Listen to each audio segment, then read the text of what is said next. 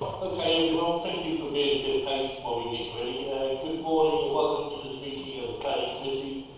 I'm Councillor Keith Driver, Chair of the Planning Committee, and I'll be Chair of the meeting. To begin with, there are a few matters of housekeeping. Action in the event of emergency. No practice allows planning for this meeting, so alarm sound. Please evacuate the City Hall by going down the main staircase and out to the warmer water in front of the City Hall. This meeting is being live streamed to the Council YouTube page and will be available after this meeting. Please will speakers use the microphones at all times, speak directly into the microphone, and with participants, please mute their microphones when not speaking.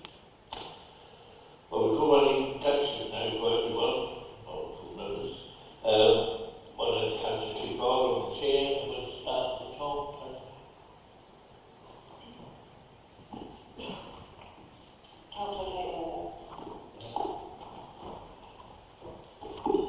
Councillor Jess Carrington, sorry, Councillor Chris. Councillor Jude Glover. Councillor Hamilton. Councillor Ashes. Councillor Gilcreek, Adder, Southern Ball, Councillor Farrier. Councillor Julie Young. Councillor Amanda Fox. Councillor Richard Ross and Councillor Mike Sands. Thank you all. We will go around the officers so we know who's here. We'll start with Lauren. Chair, Robert Carmichael, Democratic Services Manager. Three up the top. They're observer. The observer. Yeah.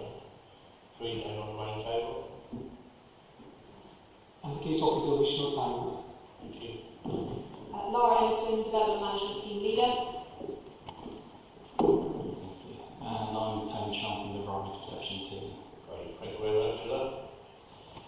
Members of the committee may use electronic devices to access their meeting papers, and visitors are welcome to use mobile phones and other devices, including cameras, but please use them discreetly. Set them to silent and do not use voice or flash functions. If the meeting do go on, we will have a short break at 12 o'clock and 1 o'clock. 4 o'clock is any business left to be resolved. That's it. I think we'll move on to the agenda now. We'll go through the first one is policy first. Thank you, Chair. We have policies from Councillor Kane, Councillor Knight, Councillor Harper, and no substitutes.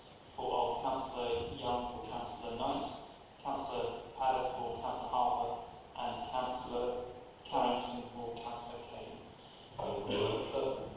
Declarations of interest, anyone? Councillor Harper? Thank you, Chair. So, with regards to the second item, I'm a trustee of Norwich Historic Churches Trust.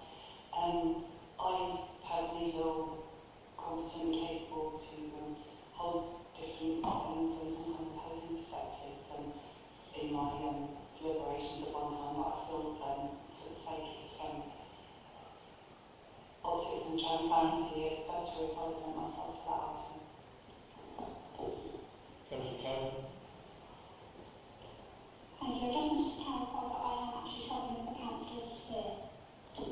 Oh, thank you. Any other declarations of interest, anyone? No, thank you. Move on to minutes. Minutes of last meeting, do we agree they're quite record with those who are here? Thank you. All those are in Sorry, Chair, they're not there, so you can't read it. So they're not favour? Sorry?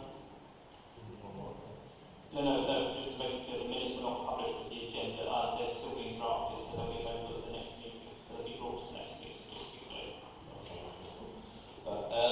Election of vice chair. We've got nominations for vice chair coming in. Councillor?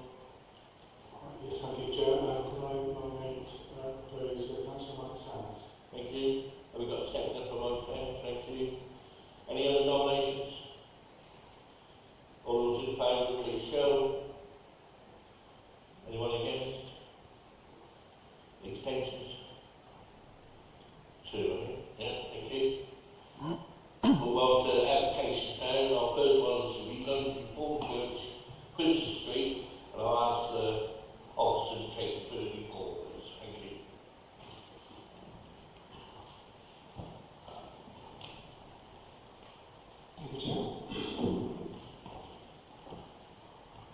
The application reference number is 25/00417/E, and the listed building concern application reference is 25/00418/N.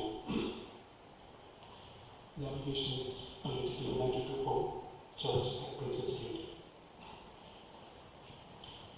The application seeks planning permission and listed building consent for the change of use of former church, the United Reformed Church, into a cultural and arts center and events venue. The proposed use falls under Studios classification and would involve a number of internal works. This includes installing a new stage across both ground and the first floor, adding a bar and drink survey, and fitting new toilet facilities. Some views in the first floor level would be dismantled, and a new door and a raised flooring platform is installed. Acoustic doors will be installed and secondary glazing are proposed for all the windows.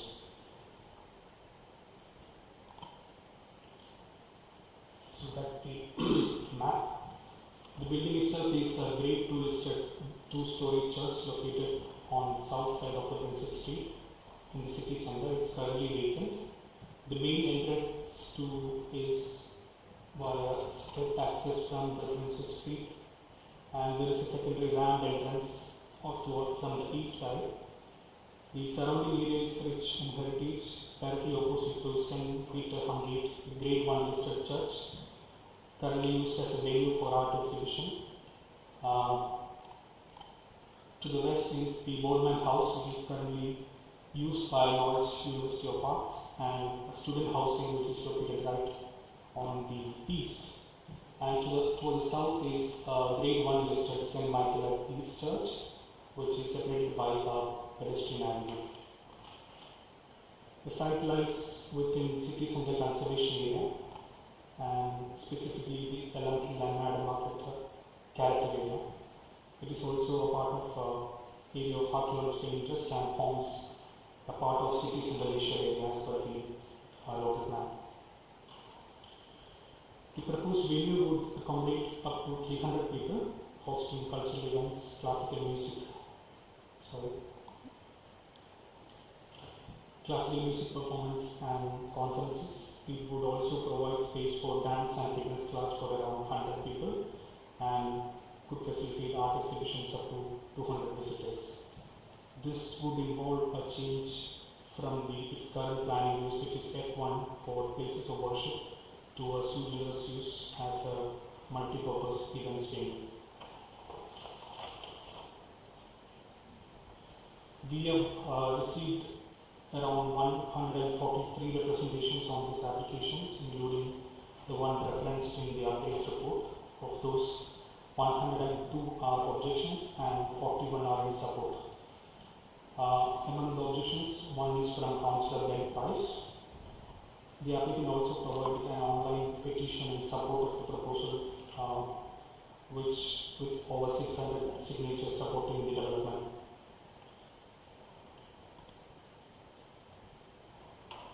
A previous application was submitted early in 2023 for a similar change of use, including live music and dance, but that was withdrawn. The original scheme proposed the removal of this organ and a significant number of views in the first floor, which raised concerns over the harm to the listed building.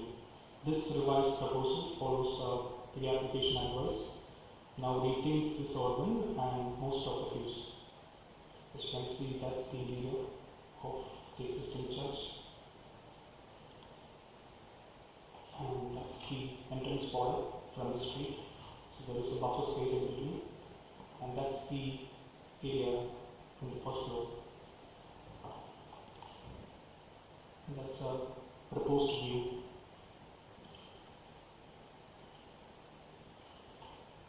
Policy DM22 protects places of worship, but this church has been closed since 2020 and the denomination has other churches nearby. In fact, there are several places of worship within the 800 meters from the site meeting the local plan criteria. Importantly, both current use and the proposed uses are considered community uses under the local plan. As such, community facility will remain on site, thereby complying with policy DN22.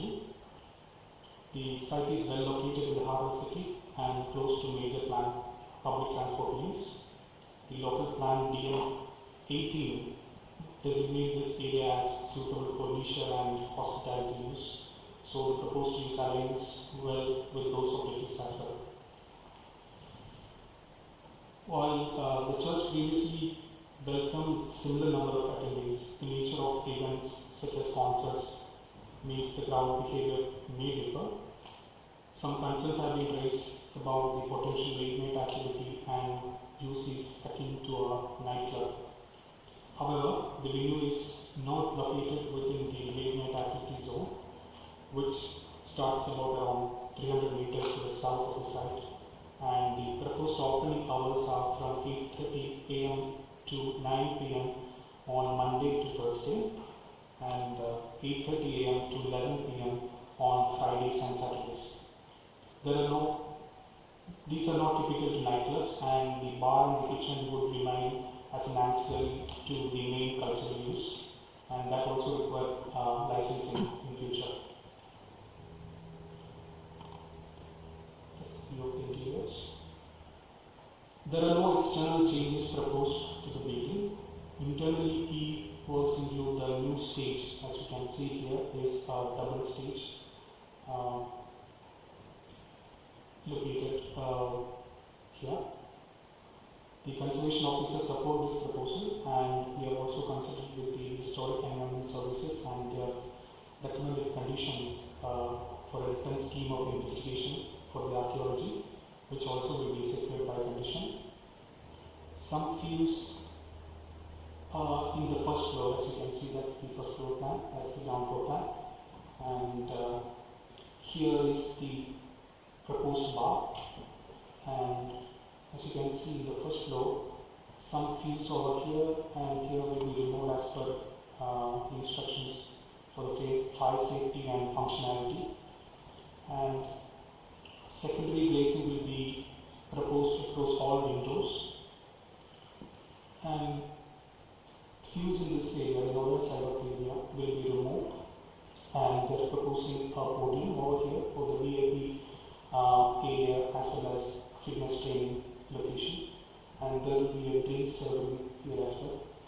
And a new door is proposed over here to access the storage area here, the backstage. And there are two staircases located in the front, and there are staircases here as well.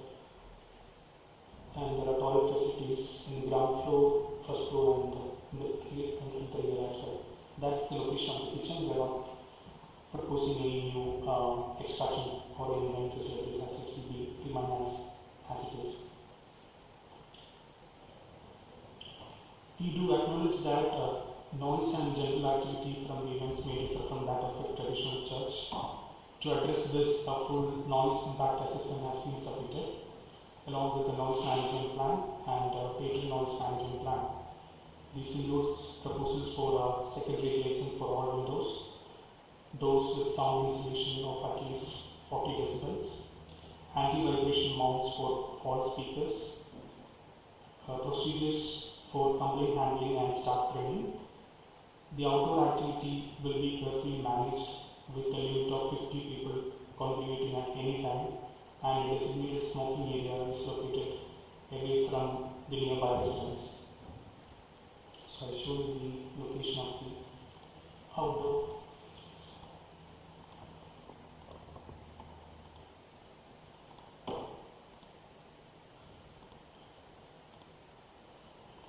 So the designated smoking area will be here, and this is the nearest residential area.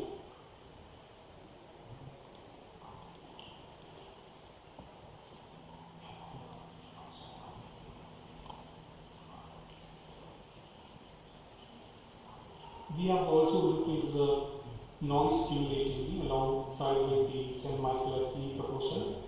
And the background noise levels are currently around 39 to 40 decibels with mitigation in place. Noise levels from the venue are expected to remain modest, around 44 decibels, and that is not considered as a harmful to the neighborhood. The entrances for both venues will be on separate street, and as I mentioned earlier, this building will be accessed from the Princess Street, and the St. Michael building will be accessed from the Queen Street. And both will have different operating hours and different audience. Any further regulation around sound, smoking areas or outdoor areas will be handled by the premise license. There are no on-site parking proposed, and the location strongly supports sustainable modes of transport. Sustainable transport plan will be secured by condition. Some concerns were raised about queues or smokers blocking the pavements, but Princess Street provides general space, and the crowd management plan will be a part of regional management plan. In the updates report, highways have suggested a loading day, but this would displace the existing residential parking. Given that the daily servicing is not expected, and this will be instead be addressed in the transport plan. In summary, the proposal would offer a viable future for the listed building, maintaining the public access and promoting cultural activity in suitable city center location. Subject to the conditions outlined in the report, we recommend approval of both planning permission and listed building consent. Thank you very much for that. We have got a further witness who wishes to speak, and I'll take them in the order I've got. If I keep your name wrong, keep sorry about that, because I ain't that great at pronouncing things. Is Pauline Webber is the first speaker? Neil Webber. Neil. There you go, I told you I did it wrong. And you're allowed 3 minutes. Thank you. My family and I moved to Norwich 11 years ago because we wanted to live in a city with a vibrant cultural life, but also somewhere that was going to be good for our well-being, with green spaces to walk the dog, a beautiful environment and a strong community feel. I run my own business with a home office at the front of the house, just like residents of Princess Street have done since Augustus Stewart redeveloped the area 500 years ago. So our community has a long history of businesses and residents living alongside each other.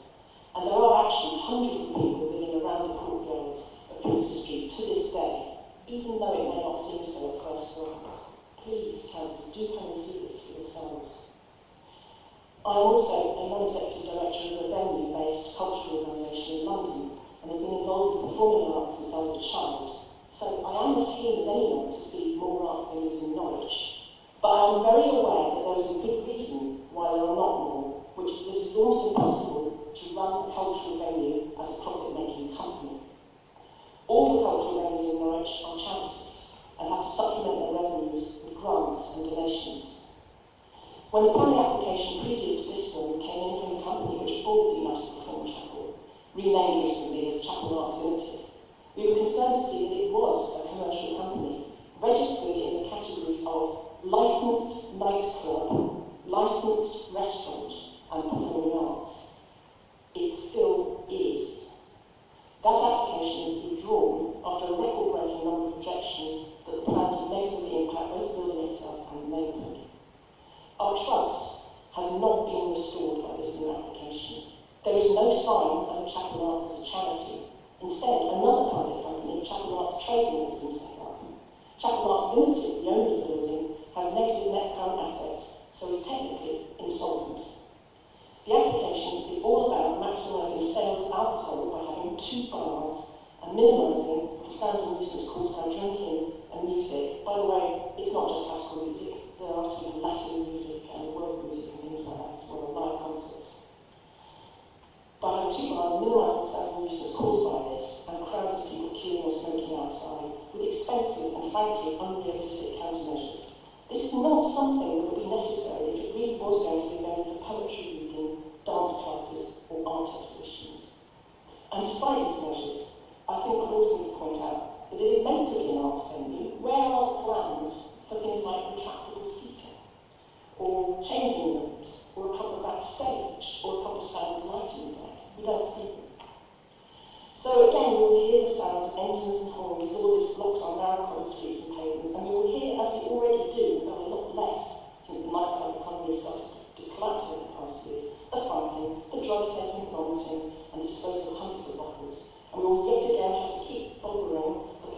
City Council with instances of noise, public urination, feces, drug taking, graffiti and broken glass. Thank you for that. More to speak. So, Reset the system.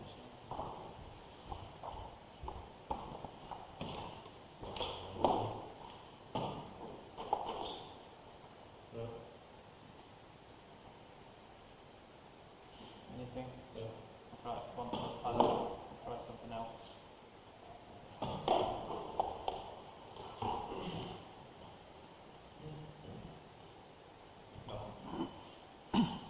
you turn it back off. Yeah.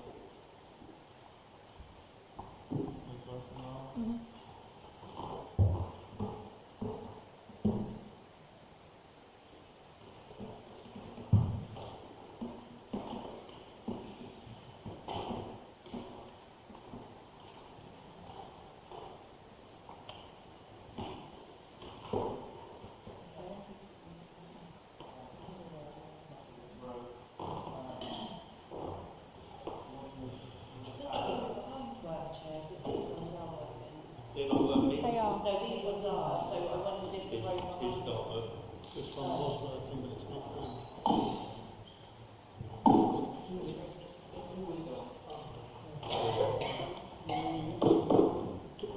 Plug it in, the lights came on here, and we off it now,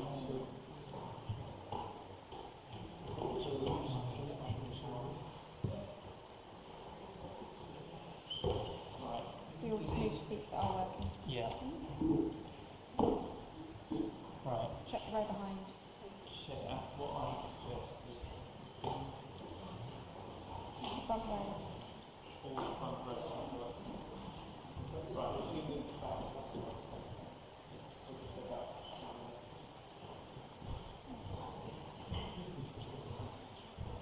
Just going to burn ourselves.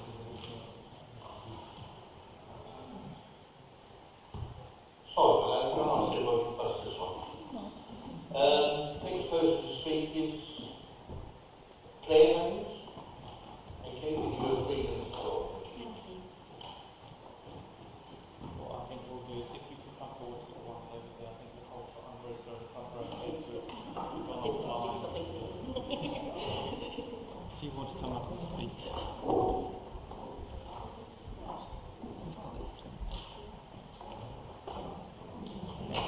Sorry. Good morning. My name is Dr. Claire Haynes. I'm the chair of Hungate Medieval Art, based in the Grade 1 listed medieval church directly opposite the URC. I've been a historian of churches for 30 years, a trustee of Hungate for 6, and a local resident for 2. There is a major omission in the application and in the report in front of you, a detailed and accurate account of the character of the area. Princess Street has high heritage significance and high residential density, as we've already heard. All sorts of people are drawn to it, to live and visit, because it's a lovely, historic and quiet corner of the city. At Hungate, we often hear from our visitors about their delight in it.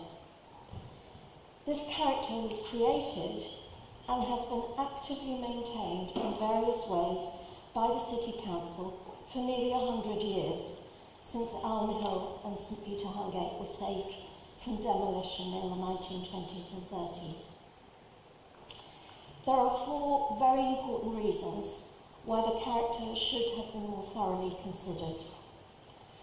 First, the noise report, using nightclub levels, contains a serious error regarding the fenestration of Prince's House, the neighbours to the east. But in addition, please try and imagine yourself on that narrow street with the noise of 50 people queuing, more smoking, people going in and out of those 2 sets of doors all the time. It's impossible to stop the noise leaking. And this in the funnel of those narrow medieval streets, where many of the historic houses are single glazed. Second, can it be possible to have a smoking area that is on the actual road as well as the very narrow pavement. What other venue do you know that forces passers-by into the road? What do Norfolk Highways think about that? You may have mentioned this visually, but I'm really sorry, I couldn't quite hear. My hearing is a little dodgy. Third, there will have to be new lighting around the building, which will change the nighttime ambience very considerably. Fourth, what kind of a business will this be? The language is woolly and contradictory. If it's to be mostly a live music venue, shouldn't the application have been submitted under that description? But what other cultural centre do you know on a quiet street that needs doormen and 2 bars? Please imagine the comings and goings of people who've had too much to drink. Perhaps 300 of them in the street that's very narrow. At the end of the night, they're going to be spilling out into streets where other people live, sleep, and raise their families. And what about all the taxis and other vehicles that will be needed to service these activities? Could you wind up, please? Okay, I've got 3 more lines. All coming up that narrow street and noisily rumbling off down Elm Hill.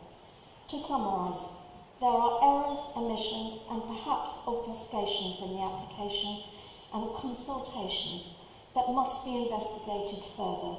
The smoking area, the noise levels, the business description. But in the end, this is not the right place for this business.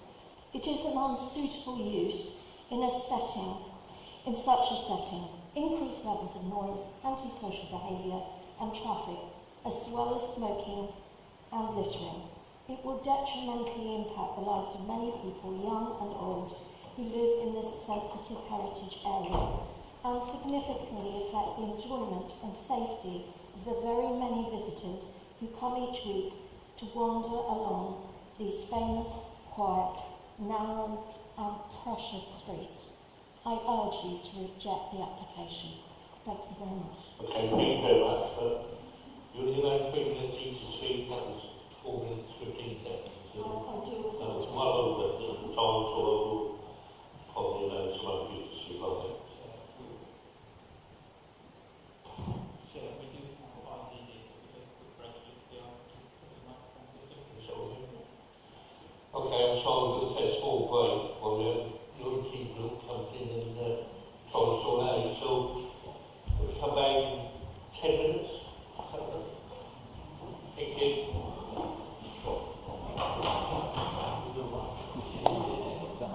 No, never happened before. Yeah. But none of the microphones closed or the bottom.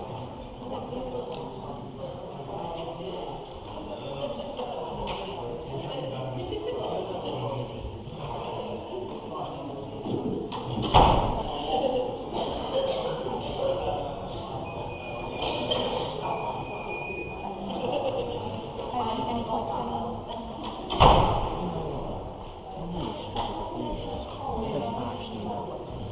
I know what this is. Yeah. It's that next to it. Yeah.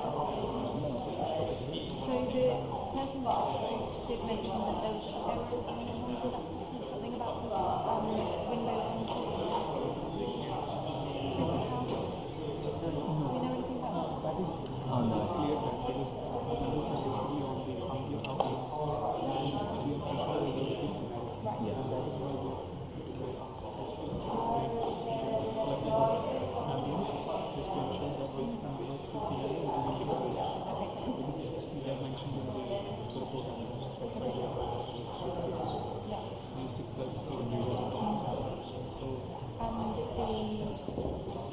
Something about the type of windows or something like that.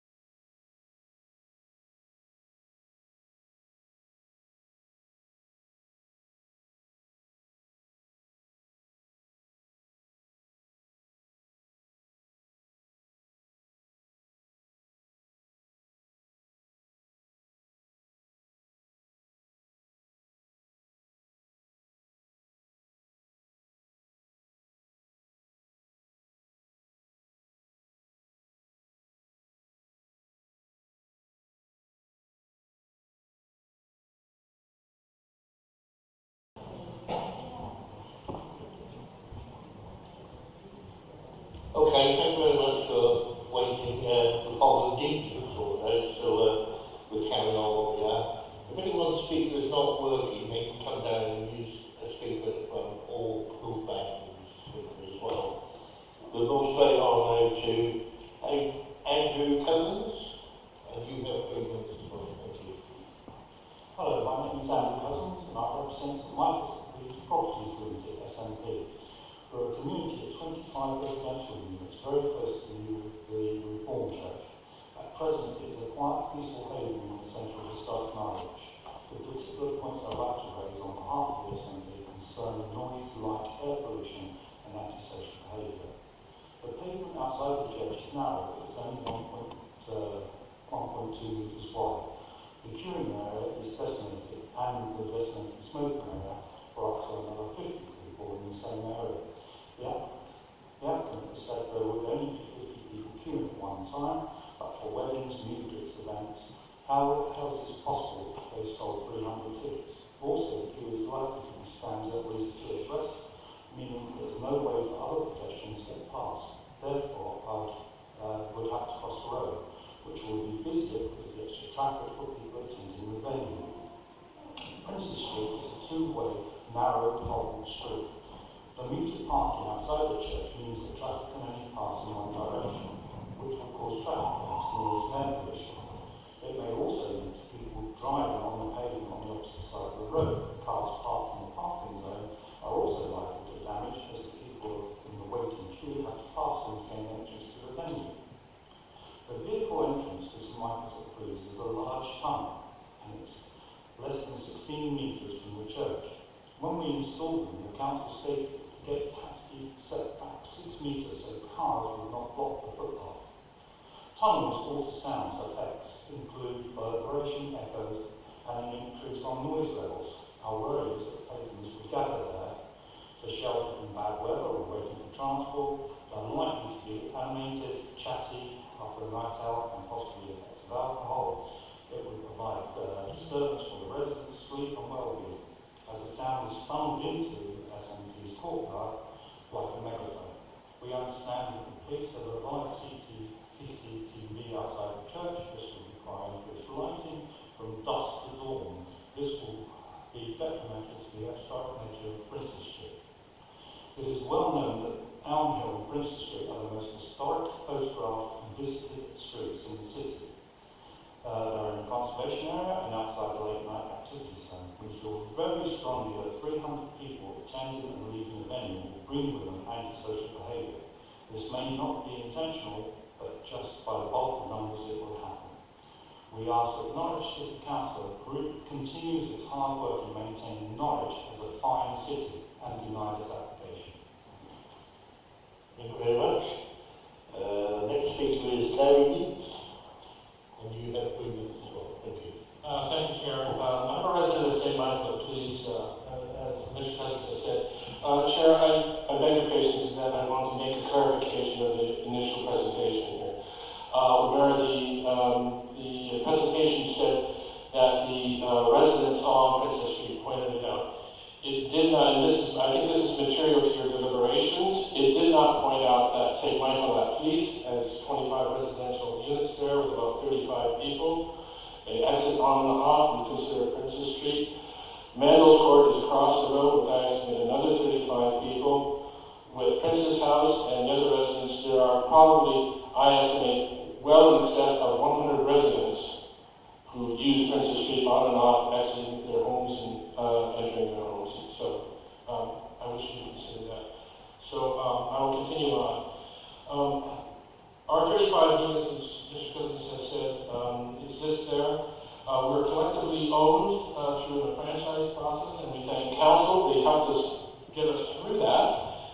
And we took over management in 2017. When we took over management, we faced a deteriorating situation of extreme antisocial behavior.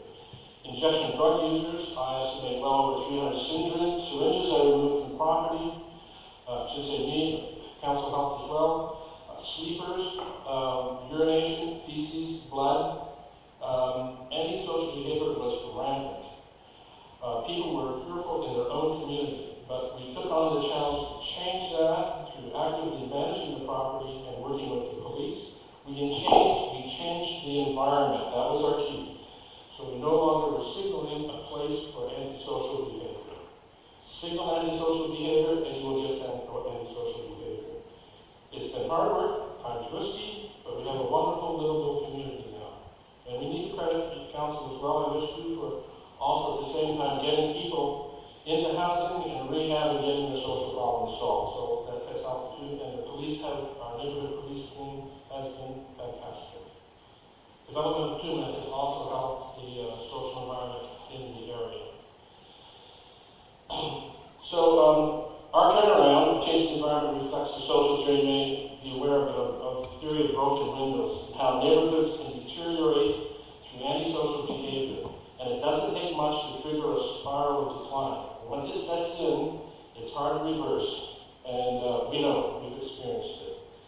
The proposal you have has all the hallmarks of what we believe will be a nighttime environment and is at high risk for triggering antisocial behavior that will critically affect this neighborhood, high risk to spiral again back to where we want to be, where we were. We do not want to be there.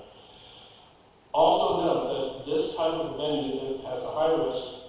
It would fall under the regulations of DM23, the late night economy, which aims to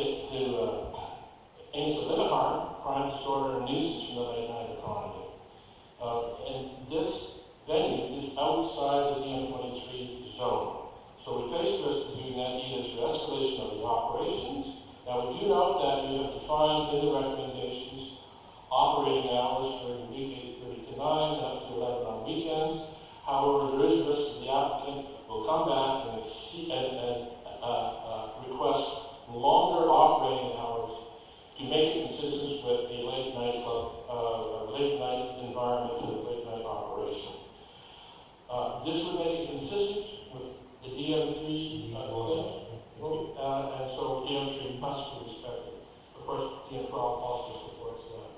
I'll quickly wrap up. Just want to make a note, we live very close to a regulated zone on Queen Street. There's a barrier of buildings of separation, and it's managed. This is not in the same place. So we say we are at high risk. We urge you to reject this application, and we ask council to continue to protect and preserve this unique historic environment. Thank you very much. Thank you. We have still got some more speakers, and the next one is Heidi Grubner. Oh, I got that right. You have 3 minutes as well. Thank you. You did get that right, thank you. Before I get into the detail, I want to say something about how the support and objections have been presented in the final report. It says that the applicant has support, but who are these people? Are they here? Have they even read the application, or did they just naively click yes, thinking it was about a lovely cultural centre? At the same time, this report points out that one household sent in 3 objections, and that household was mine. It was me, my husband, and our daughter. 3 individuals with different concerns about how this would affect our lives. Since when should that be a problem? The way it has been framed has made me more determined to be here and explain exactly why this application must be rejected. On paper, the proposal is dressed up as a change of use to a cultural and arts centre and an events venue. But let me show you, it's clearly something else which, if it is allowed, will destroy the character of our neighbourhood. Here's the reality. This building has no outdoor space. So, where will the queuing happen? Where will people smoke? Where will the taxis drop off? Inevitably, noise and commotion will spill out into Princess Street and Elm Hill, and these delicate medieval streets are a vital part of what makes Norwich so special, and they're also where we live. The applicant wants a smoking area for 50 people plus space for queuing, right outside our front doors. That's completely unacceptable. We would be exposed to noise, secondhand smoke, and late night disruption in a street that is meant to be peaceful and residential. The plan is not a minor detail. It's a key part of how the venue would operate, so it should be treated as part of the application, not as a separate issue. And the same goes for the question of the noise.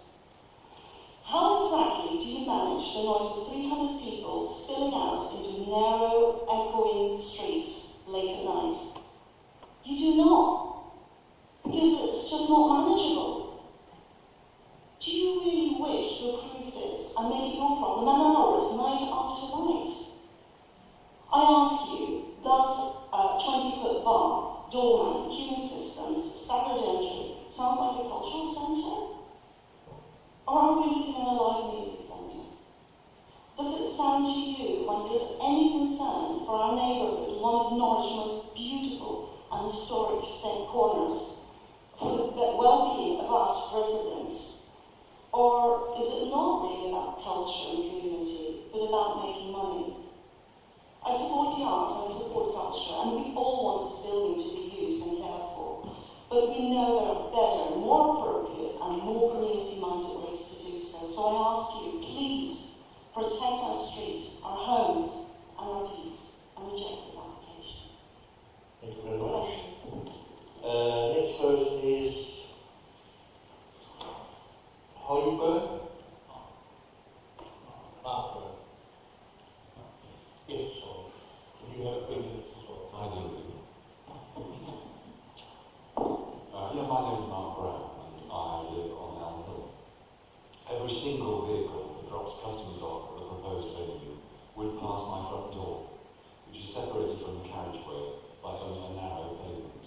That's less than 3 feet wide, typical in these medieval streets. Not so long ago, I contacted the Highways Department to come and repair an area of coals that had become dislodged from road service. They did this, I'm pleased to say.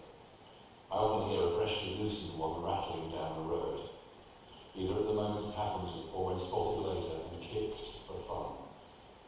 I've got into the habit of leaving the house to find them and adding them to the growing pile against the wall of Britain's arms. I expect I'll be a lot busier in the event that the application is approved. I'll keep my fingers crossed that doesn't happen, and will feel relieved that the chances of getting another window broken haven't increased. I understood the City Council was considering ways of removing cars from Elm Hill altogether, a recognition, I thought, of its high historic significance and their stated opinion that it is one of the most attractive in the city, and is considered a jewel in their tourist crown. I suppose they've changed their mind. Far from easing the traffic issue, approving this application would make the situation much worse. The junction of Elm Hill and Princes Street is already a bottleneck due to the narrowness of the road, further reduced by the presence of public parking spaces, a 90-degree corner, and the meeting of vehicles coming from opposite directions. Large vehicles unable to negotiate the spot have already had to reverse all the way back down Princes Street to Toonhound. The police themselves, in a puzzlingly understated fashion, note that the immediate transportation access and parking is not particularly well served for large groups. Quote, the significant increase in the number of cars, delivering customers for example, coupled with this bottleneck, and the fact that this exact spot, there being no alternative, has been designated for smoking and queuing by up to 50 people, is a recipe for complete disaster. You couldn't make it up. And one wonders what could possibly be going on in the head of somebody who might sanction it. When I bought my home on a long lease from the council, I was told that I couldn't buy it just to rent it out, and that I couldn't run a business from it.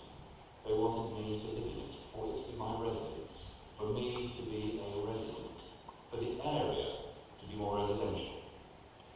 But then I wanted to become more commercial. I don't get it.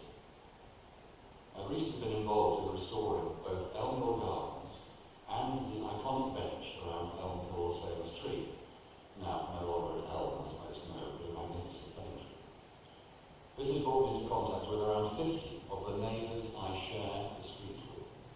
It's been a thoroughly enjoyable experience and has greatly increased my awareness of living in and being part of a neighbourhood.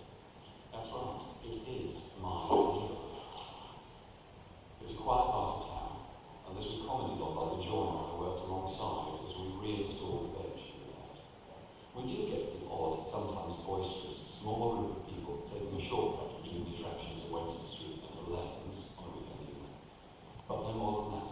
wind up, I'm afraid. Thank you, Commissioner. We are now threatened, it seems, with the loss of our peace and quiet, with the imposition of an attraction of our own, right in the midst of us, quite literally. That many people, some in various stages of intoxication, no doubt, tramping noisily up and down, would have a significant impact on the character of the place. Other residents of our treasured historical present share the same sentiment, judging by the number of objections the proposal has prompted. Thank you. I think you've got a head all this. So I think it's fair That's fine. Thank you very much. Our next speaker is Stephen Thompson. And you have 3 minutes. Yeah. Now we can push back and the other one needs to go as well. And the one who needs to go as well. Yes, thank you very much. Yes, my name is Stephen Eisen and I'm a professor of art history. I live One Ferry Road with my wife. My mother-in-law lives in Wagon and Horses Lane, just a few blocks from the proposed new venue. She is 86 years old and happily quite spry and energetic, and she walks regularly down Princeton Street, including in the evenings, and she would be extremely discomforted by the development there. The cultural function that's described is clearly pretextual. It's described in one place as a classical music venue, another place as a jazz venue, elsewhere as a place for dance, lectures, etc. But it is a profit-driven enterprise, and clearly the goal of it is to sell as much alcoholic beverages as possible. That's the only way for it to make a decent profit. I noticed that the design that's submitted, the simulation of what it would be, shows a handful of people seated demurely in the balcony with 1 or 2 women rockers standing there. There isn't a clear idea as to what this function will be, except it has to sell alcohol. I'll note that the acoustical issues cannot be overcome. There's, even if the doors, those will be opened and closed regularly by people coming out to smoke, coming and going. This isn't a classical music venue whereby someone would sit for a whole concert and then get up during intermission or at the end of the concert. Rather, it's a place where people will be coming and going regularly. Music and sound will be leaking out as well. The decibel level that's described inside of 95 decibels is about the sound of originally from New York City. The sound of New York City subway train, the London Tube is a little bit quieter, but imagine hearing that intermittently as the doors open and close. The smoke, secondhand cigarette smoke, chewing gum will be disfiguring to the beauty of the street, and I really think that for purposes of maintaining community beauty, safety, security, comfort, for elderly people, such as my mother-in-law, for people like myself and my wife, who regularly come that way to go into the center of town, that this is a project that's inappropriate for this location and ought to be rejected. Thank you very much. Thank you. And one more speaker, Ben Streets. And you have 3 minutes as well. Thank you. Hello everyone, good morning. I'd like to introduce myself very quickly. I made some sporadic notes during the process here. I stage manage and provide production consultancy for a number of state and Norwich events, including Lord Mayor's, the Lanes Fair, North Norwich Festival, as well as running my own multi-venue music and arts festival, championing a diverse range of local, regional and national performers from a range of backgrounds. I reached out to Letitia, keen to help provide consultancy and help with a community-centric and thoughtful curation that supports a local creative community that are rapidly losing creative spaces. NVT reported that over 16% of our grassroots music venues have been lost in the last 12 months. A space like this is vital to support the creative community, and they're crying out for a space like this. I recently attended the Norwich Cultural 2040 strategy meeting. It was a roundtable event, and there was different elements across wellness, games, music, arts, visual arts.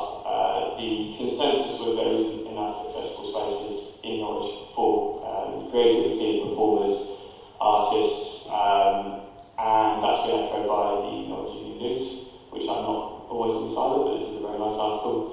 It says several art spaces in Norwich have recently closed, faced imminent closure, causing concern about the impact of the city's art scene. Outdoor studios located house was evicted, displacing about 80 artists. This, coupled with the potential loss of other venues, has led to calls for action to protect Norwich's artistic community. This is where I stepped in, and having now 6 years experience in running events, working with different venues on a consultancy front, noise management, stage production, it seemed like a really important project. I'll just go on to a few of the objections that were raised. So the assertion that the use of space in one of the nightclub created drunken and disorderly behaviour could not be further from the truth. I wouldn't be here if it was. The comprehensive noise management and traffic management plans clearly show how a project like this can be achieved with minimum impact and actually add value to the area by reinvigorating space and opening it up to a vibrant community. Sorry, a dormant space and opening up to a vibrant community. I and my colleagues have already shown keenness to manage and oversee a truly diverse and inclusive schedule of events from classical to jazz and Latin music, wellness events, craft and art fairs, and other culturally rich activities. The operation hours put forward, I think I've already mentioned that, clearly show that this will not be a late night venue or attract a late night clubbing crowd, which seems to be the crux of a number of the objections listed in the comments on the planning application. I would be happy to make myself available for an open discussion around the duration, scheduling and management of events which take place in this beautiful building. Quickly regarding the limited company structure and profit element, I've been running a multi-venue arts and music festival for the past 6 years as a limited company, receiving support from the Arts Council, the Norwich City Council and a host of other brilliant partners. The support is given as they realise the value of the diverse, eclectic and grassroots backbone of the event, and I would very much like to confirm that no one gets into running these arts spaces to make money. Believe me on that one. It's a passion project and one that requires a lot of love and dedication and hard work. You can sum up really quick. Yes, I can do that. So just very quickly, comparing the venue positioning and infrastructure to establish vital spaces such as the Arts Centre, where there is no off-street parking available, we can see this is managed and operated really well. Bands load in and move on to other city parking destinations and people arrive by foot. Queuing often spills out of the small yard, but no disturbance, drug taking or defecating take place. People discuss the show they're about to witness and are brought together through the vital importance of sharing our music and creative expression.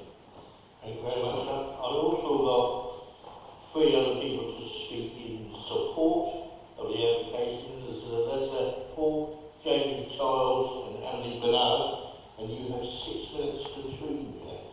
So however you want, use the 6 minutes. All in one or split between 3 of them. Thank you. Hi, good morning. I have here a well-prepared speech, but since we're running short of time, and I see the genuine concerns of my neighbours, I would simply like to assure the public and the members that this project is not about the mentioned reform. I was born in Cuba, and before I came over to England, I used to earn my living selling paintings. Art for me is passion. I've been here being just simply a housewife for 30 years, and now this is a new year for me, for my life.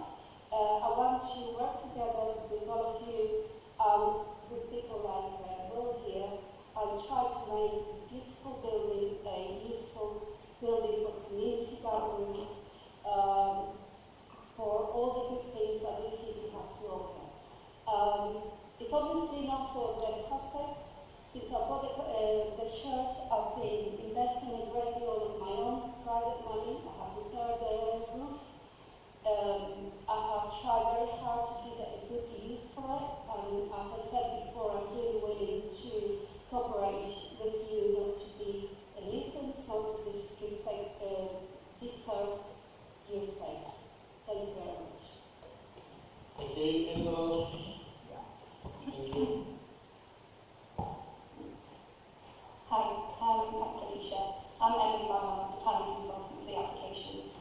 The proposal in front of you has been carefully designed to respect the building's historic character, with minimal reversible changes proposed. The new use allows the building to be experienced in the way that it was originally designed, but it sympathetically manages some necessary change. The proposed alterations are fully justified. This revised scheme, developed through the pre-application engagement with the Council and the public, retains the organ and minimises interventions to the historic fabric, which the Council's Conservation Officer supports. Without this proposed use, the building risks deterioration. The committee report confirms that the works would cause less than substantial harm far outweighed by the public benefits proposed.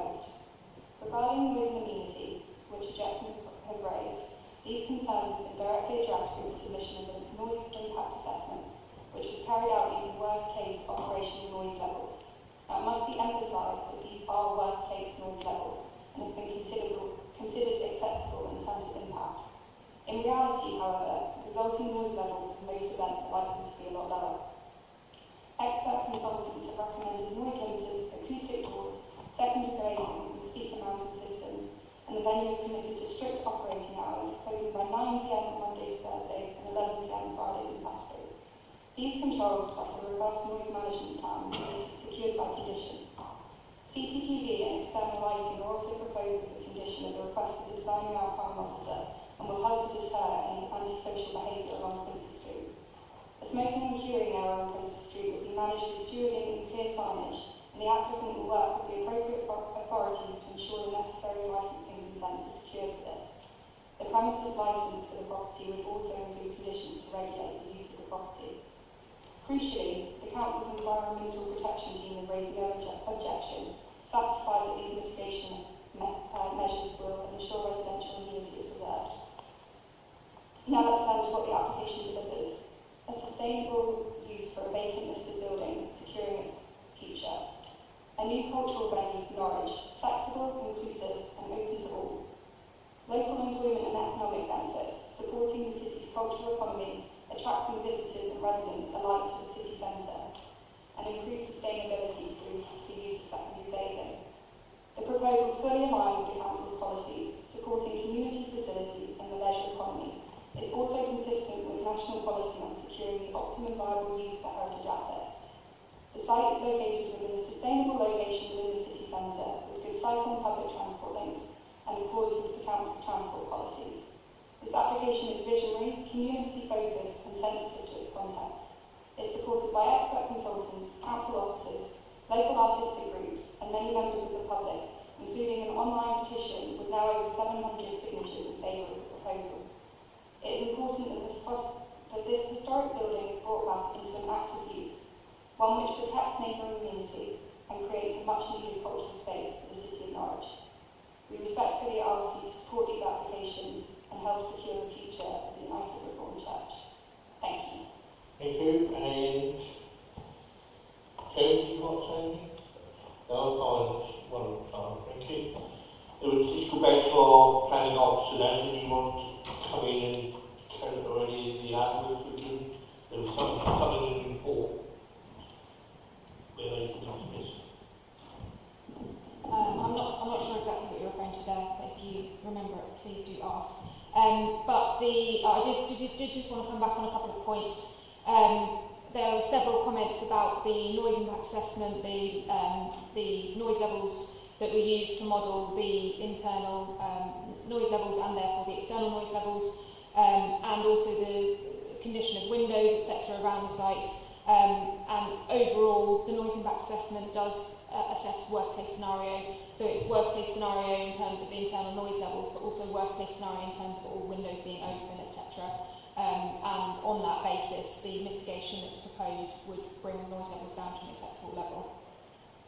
And just to come back on two other points. One was the idea of extension of opening hours. Obviously, that would be subject to further application should the applicant wish to extend the opening hours, and that would be subject to assessment at that point in time. At the moment, we're considering the opening hours which are recommended in the committee report. And last point from me is just that committee members are reminded that the applicant for any planning application is relevant to our consideration, and we must consider the application itself rather than the applicant and their merits. Does anyone else want to come back? Okay. Thank you very much. We'll now move on to members' questions to the officers. Any member wish to ask a question or comments? Question. Councillor Haynes. Yeah, I've got questions about the smoking area and transport initially. Sorry, I'm not usually well today, but I thought it was important to come. So, apologies. Yeah, the smoking area going out, it covers the pavement, it looks to me quite unsafe for pedestrians having it there, as much once you've taken out the smoking going into properties nearby. That area is it is compact, it's true what they say about them. There being more houses than you realise. So, is there any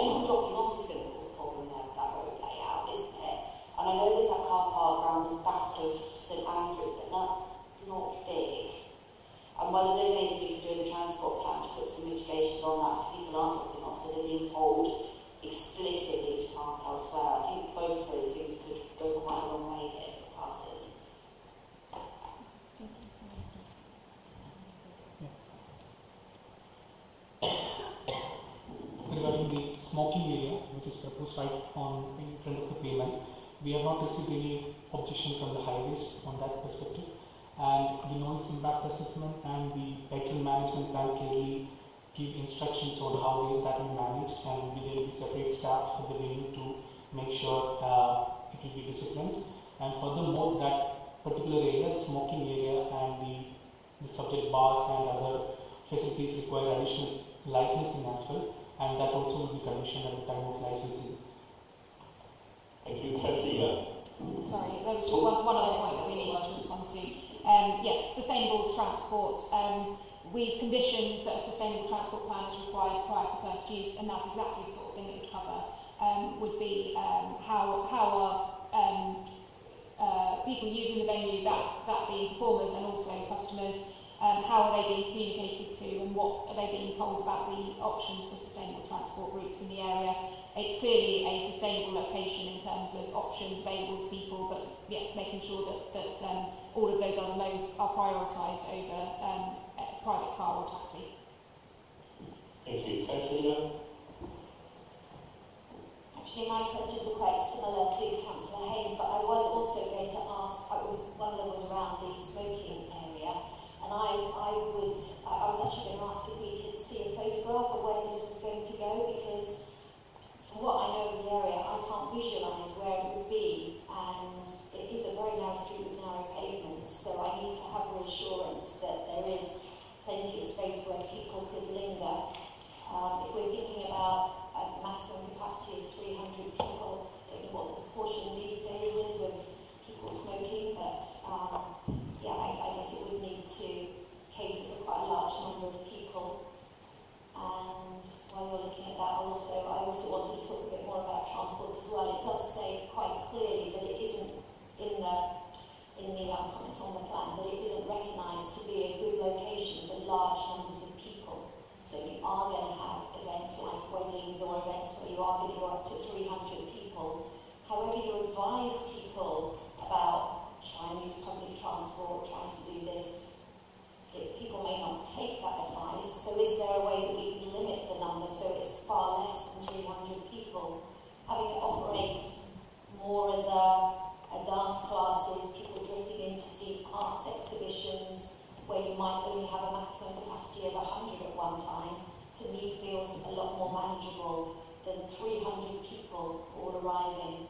Oh, sorry. That's more of a comment than a well, a question to feedback on how, whether we could reduce the maximum number. That's the question. And yes, I also wanted to visualise where the cycle storage was going to go, because that is in the plan for sustainable transport. We would ensure that there's plenty of bike storage. When I've been to an event there, I couldn't find anywhere to put my bike apart from a railing.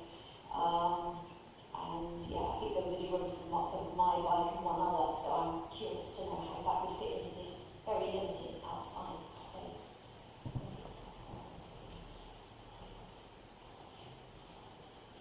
Okay, now I've solved the technology, hopefully. So on your question about the pavement, we haven't got any specific photos, so I'm showing street view, which I'll caveat that this is not our own photo.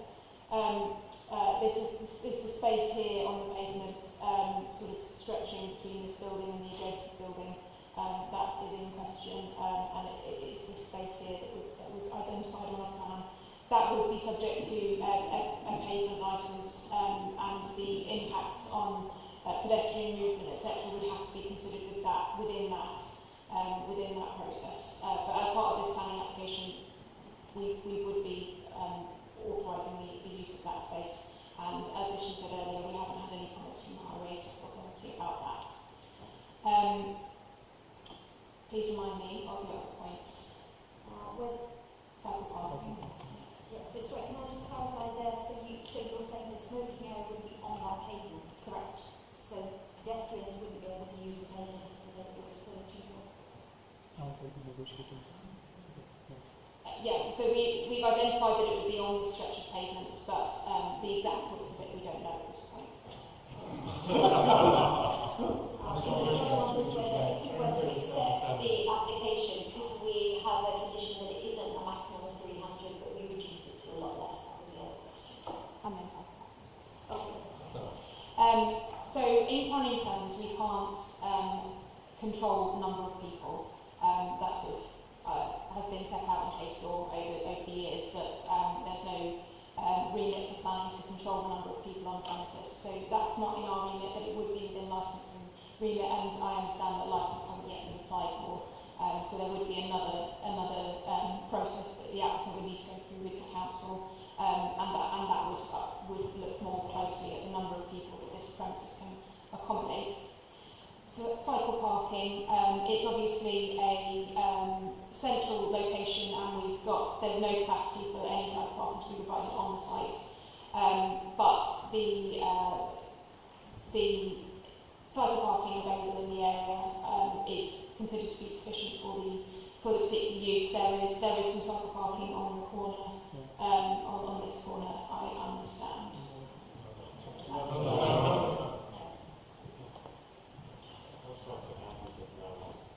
There are 3 cycle parking spaces actually proposed near the kitchen. If you can look at the plan there, that's especially for the staff. And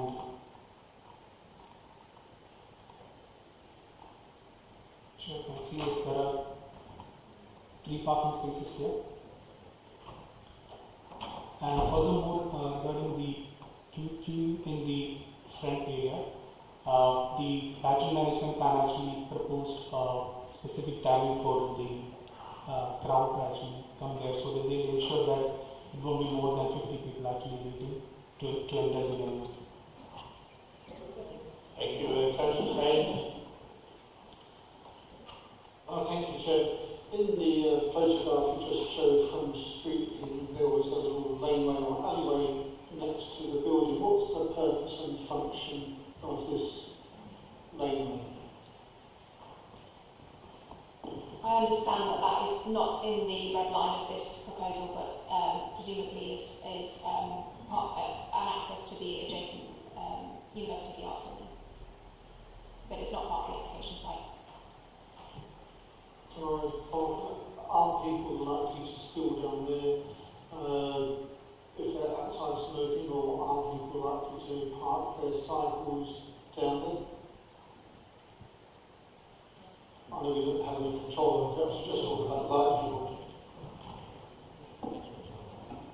Yeah, as you say, we wouldn't be able to comment on that. Obviously, if there are people entering a private area, it's not part of the public highway. That might be an issue for the landowner to deal with. Yeah. Councillor Fox. Yeah, I think my questions are also related to these same issues. On the document we have here, it says about the proposed cultural venue is expected to attract a similar number of visitors as the building's previous use as a church. How confident are we in that?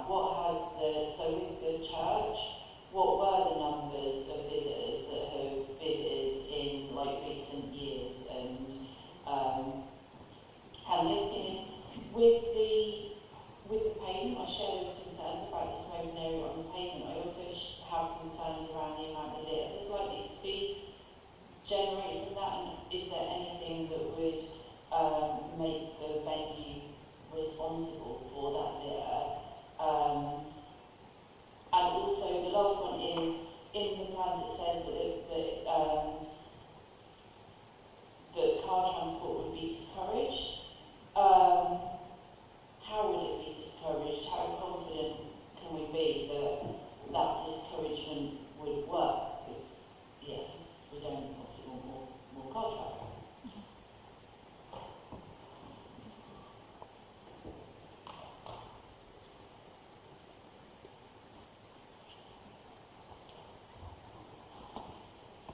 So we don't have any figures on the historic numbers of people who use the church, but it had capacity for a similar number of people when you consider the number of chairs available in the area, in the queues, etc.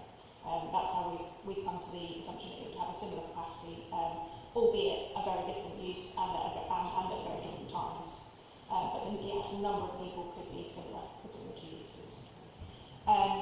in terms of litter, we haven't recommended anything regarding litter at this stage, but if members felt inclined to do so, we have conditioned litter management plans on previous applications which require the venue to go out and clear a certain area once a day or anything like that. So that is something that could be conditioned if members felt inclined to do so. Thank you. Councillor Thank you, Chair. Thank you, Chair. With the additional information that we've received this morning, the Highways Officer at Norfolk County Council suggests that to mitigate the possible obstruction of service vehicles on the highway, that the introduction of a loading bay adjacent to the entrance is introduced. The officer response, I think, is saying no. As the venue is not expected to host events on a daily basis, the concerns regarding potential highway obstruction are considered limited.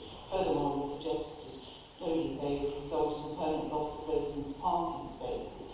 I do feel that to have one designated space would be very helpful to this venue. I mean, even if it is sort of unloading supplies or something like that. I mean, and the loss of one space to residents' parking. I would like to ask the officer to reconsider the response and possibly put it in as a condition if it were to go ahead.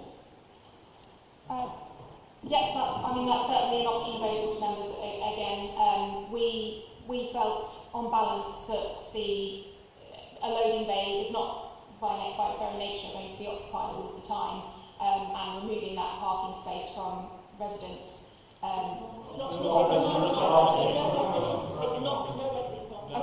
okay. But removing a parking space from the area may have a detrimental impact overall. But if members felt that would be best to add in, we absolutely could do that. Just to clarify that if we were to condition it, we wouldn't be conditioning you must install a loading bay because we don't have the powers to do that. We would be putting in a condition that said the applicant must promote a loading bay, and they would have to apply to the Highways Authority, and that would go through a separate consultation process. And if that process were approved, then they would install it. If that process were not to find it acceptable, then it wouldn't be installed, and that would be okay. The condition would still have been complied with.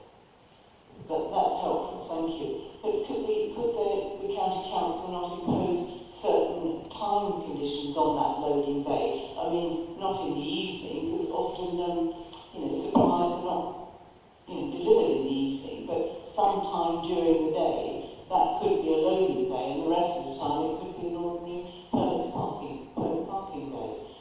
But I do feel that to have the opportunity, say for 2 hours in the morning, for supplies to be dropped off might be helpful. Yeah, quite possibly. Again, that would all be dealt with through the separate process, but that could be possible. Councillor Thank you, Chair. I have 2 questions which link in with each other. On page 33, point 123, qualities and diversities issues, there's mention made of specific impact, but no mention of the access for people that maybe wheelchair users or anyone with mobility problems who's trying to get down cold zones. It's tricky for lots of people. If you have a lot of people outside queuing to get in, that's going to make the pavements pretty much impassable, especially for a wheelchair. And kind of linked into that is that it seems to me that the impact on people surrounding living and other uses of the area, it's so dependent on the actual day-to-day use of the building. I mean, if you've got people coming in for fitness classes, they're not likely to be queuing up 50 people outside and going out for cigarettes in between doing yoga or whatever they're doing. Whereas that's much more expected, isn't that, with a live music or amplified music. And it seems that, you know, we don't know, it said it's not on a daily basis, but how much control or, you know, how much do we know what's going to happen when, is I suppose what I'm trying to say, because if there's an occasional bigger event, you know, that could be managed in a different way. Yeah, what's the football going to be like, how will it look? Because at the moment we're looking at worst case scenario, I think, as far as the people are concerned, and I completely understand why that is. I think there was a question in there somewhere. There's a request for clarity at some point.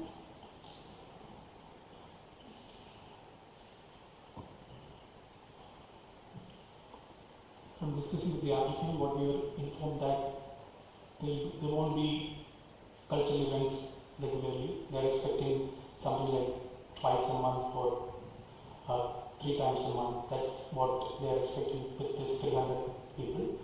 On normal basis, there will be fitness classes as mentioned there, and they'll be offering some exhibition venues, which is expecting around like 200 people. So on a regular basis, we are expecting around like 50 to 70 for the fitness. Thank you. Councillor Lord?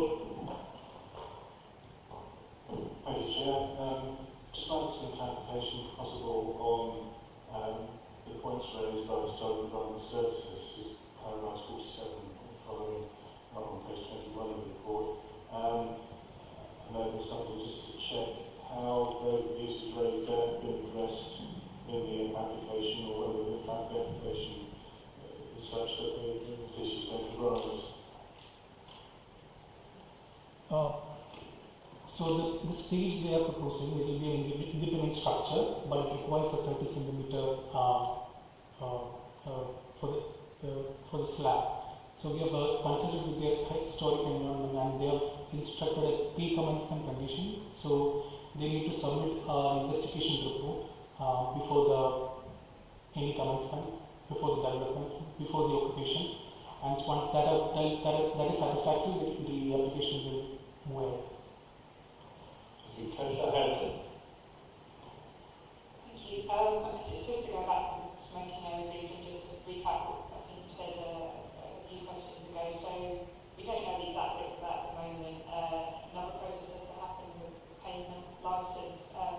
Presumably there's at least some level of risk that might not be granted. Other arrangements may need to be made in some sense, whether that's a different area or no defined area.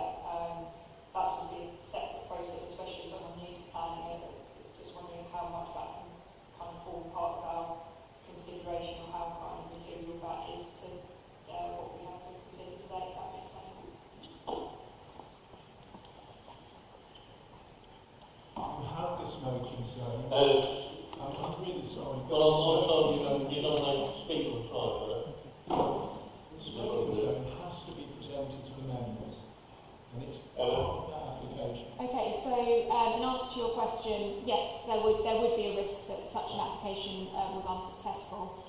If that were the case, then the condition that we've proposed, which talks about patron management plan, that specifically relates to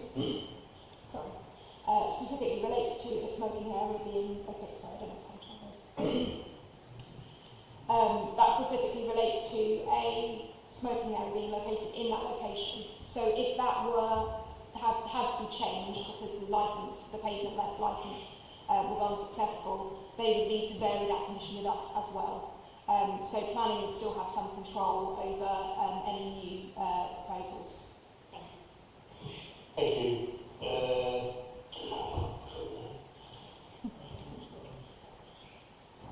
Councillor Fox first. Then Councillor Kane. Yeah, off the background Councillor Cat's comments, I just wondered if you could tell us what the width of the pavement there is, because I know that I think it's 1.2 metres for wheelchair users and black people bodies to be able to pass safely.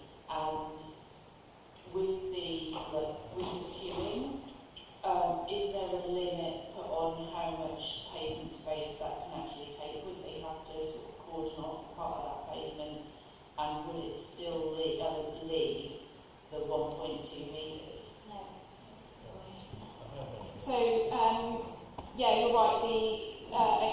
I agree with Councillor Kate Oliver's point about the accessibility impacts and the equality diversity section should have addressed that, so thank you for raising it. And I would, the pavement there is somewhere in the region of 1.3 metres wide, so any obstruction of the pavement is going to severely limit the use of that pavement by anyone travelling up and down the street, and we would be accepting that people would need to use the other side of the street is essentially the outcome if they have any accessibility needs. Thank you, Chair.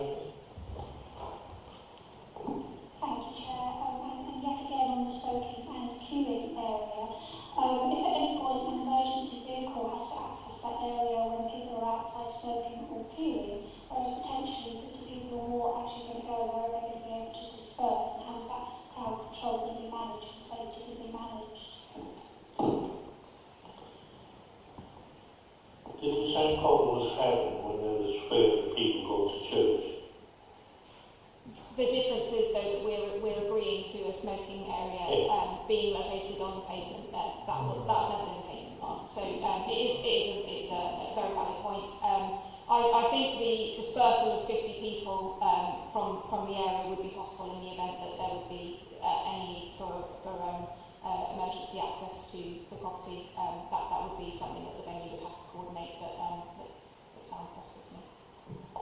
Thank you. We now move on to discussions and conclusions. Anyone want to move anything they're allowed to? Anyone wish to discuss? If not, we'll move on to the recommendations. Okay, we'll move on to the recommendation. The recommendation is to approve. All those in favour, please show. Oh, it is. Well, not, but it's second. Thank you. All those in favour, please show.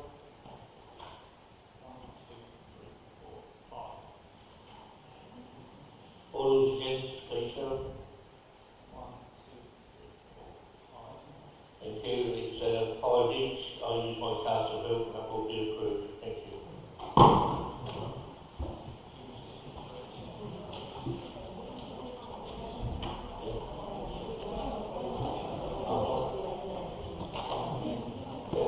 We will take a break by everyone leave the chamber and come back in about 10 minutes. Thank you.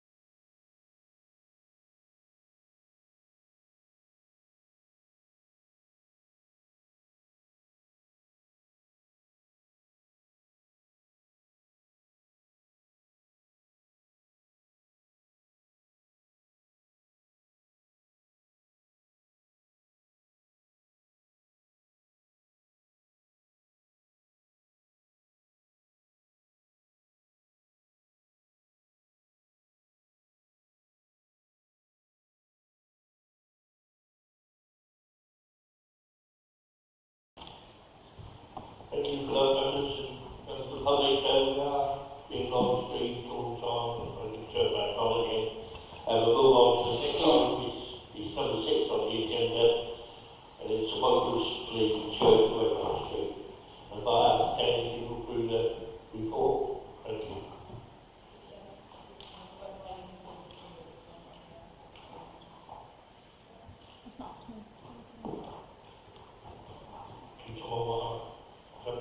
Sorry, Councillor, could you just repeat that? Yes, so I need to make a change that's going to education interests with the staff. That was, as the advice, I think it was a non-registered advice. It's your, it's to you, so for members, I think Councillor Oliver sought advice from myself regarding the interest. It was your decision. If you're happy to do that, that's fine. There was no, for the interest, it was not required. I'm more coming to mind because, as I said earlier, I feel that I'm able to hold conflicting housing viewpoints, and that's something what we call still on planning committee. So if that's acceptable, I'd be happy to say. Okay, thank you. Move on. Who would like to take you through the report, please? Thank you, Chair. So I'm going to present to you today applications for St Michael Church. Application 2500456U is seeking change of use of the building to a piano bar, which would carry a sui generis use class as a drinking establishment. And application 2500457L, which seeks listed consent for the associated works for that conversion and change of use, which would include installation of bar, replacement of toilets, installation of heating and lighting.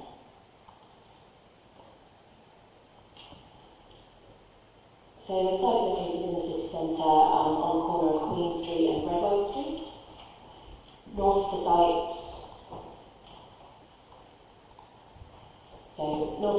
here is bordered by Borden House, which is currently in use by Norwich University of the Arts, and the United Reformed Church, which was just subject of the applications in the previous item. To the northeast here, there are residential properties, and also on the east here, the closest residential dwellings, number 20, 18 and 16 St Michael Please.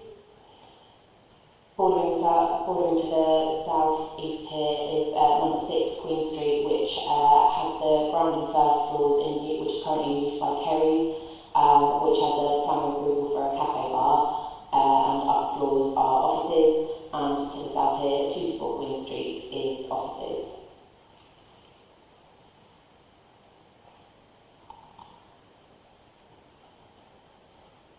So this is the interior of the church. St Michael Church is a Grade 1 listed church building that was last used as a place of worship in 1970.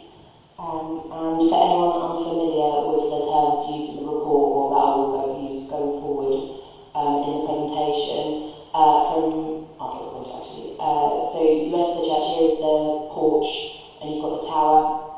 At first floor here, there's a bridge, and above the porch is an office space.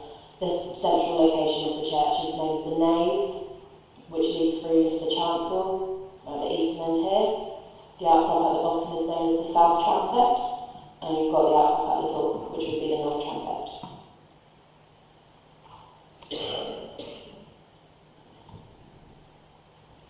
So the church has been vacant since September 2024, when it was last used as a religious bookshop and cafe. There you can see here is the nave, and that's leading into the chancel. The south transept is to the right here, which is accessed by, also served by a disabled ramp, access ramp here, and then to the left, the north transept.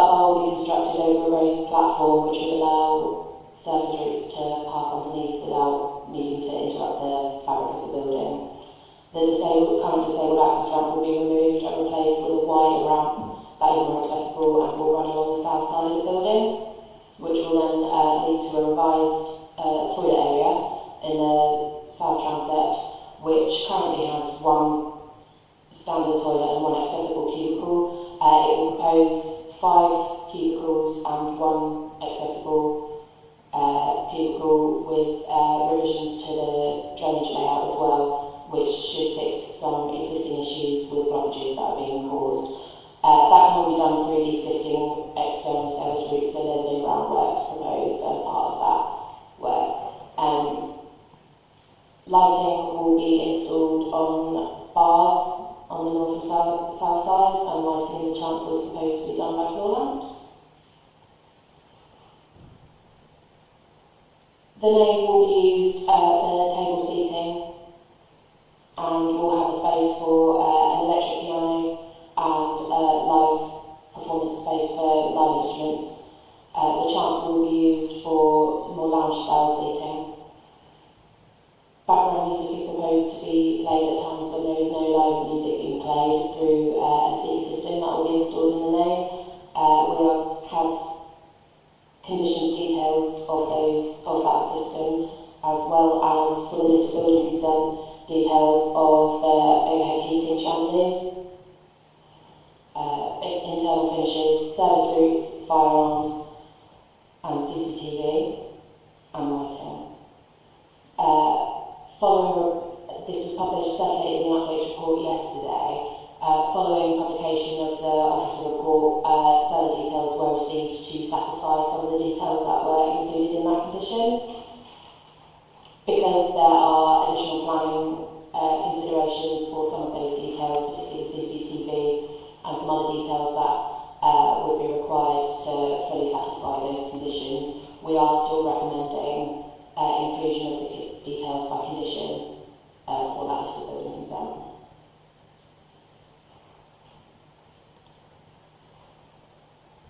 So the main access to the site by customers is supposed to be via the Queen Street entrance, seen here.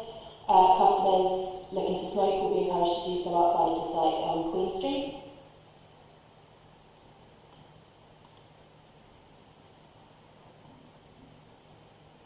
There's also pedestrian access via Redwell Street, which the applicant is not proposing to be the primary source of access by customers.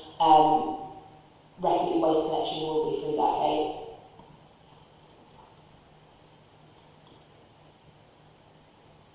And to the north of the site is Church Alley.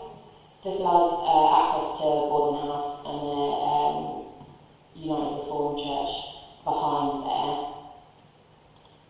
But there is no public thoroughfare through Church Alley. There is a controlled access, keypad access, which controls access part of the way. As you can see, there are residential dwellings beyond there. There is also a gate which serves St Michael grounds, located just beyond the wall here, because there are pointing there. That access is a bit overgrown and it's stepped, so it's not intended to be used as a regular access, but to control access and egress to the site and protect residents from unnecessary, undue disturbances from people coming and going. We are recommending a condition that that gate is to remain locked at all times unless for use in emergency purposes.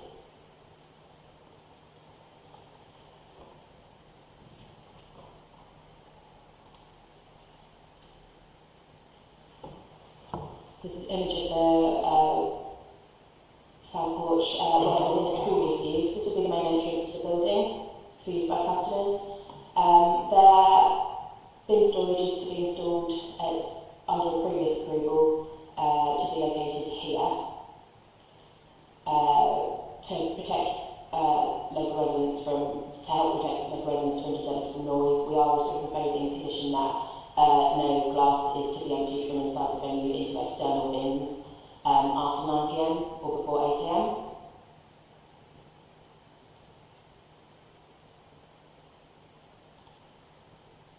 As you can see here, there is access, once you're in the site, access around the grounds is open.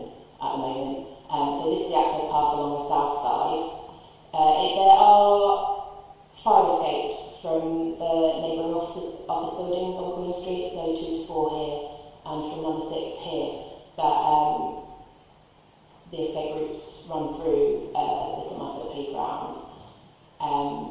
So there is some consideration as to how we control access to the site, but access to external areas is proposed to be controlled by condition to restrict members of the public from using external areas, and also to require barriers to be put in place.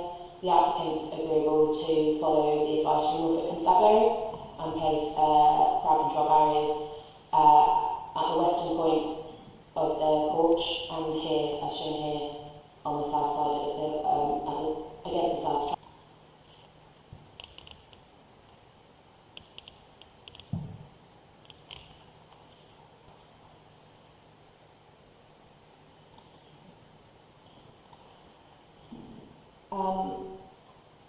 Throughout the public consultation, there are several concerns raised regarding loss of privacy through the proposed use, particularly from people using the grounds.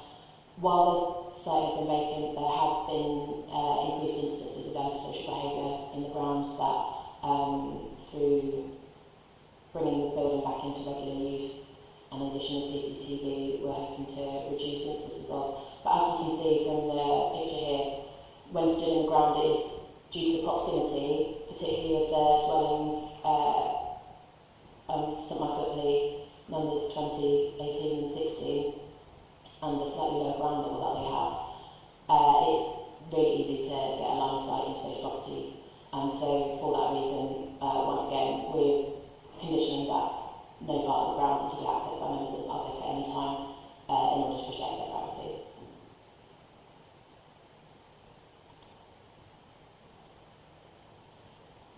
Here you can see an image of the chancel and the window and the proximity to the neighbouring dwellings. The distance from the wall to the boundary wall is just over 3 metres, and the distance from the building to building, wall to wall, is just under 5 metres. The majority of concerns raised throughout the consultation period were regarding noise disturbance from noise impacts, and the noise impact assessment does particularly identify number 16 here as the nearest sensitive receptor. So acceptability is, the control of noise is quite key to the acceptability of the proposal. The noise impact assessment identified, based on the modelling, identified a projected level of 85, which based on models of noise and patron speech, which, if not controlled, would have a level at 51 at the nearest receptor, which would be harmful. The report therefore recommends that internal levels should not exceed 74 decibels. In order to control that, we are conditioning details of noise monitoring equipment.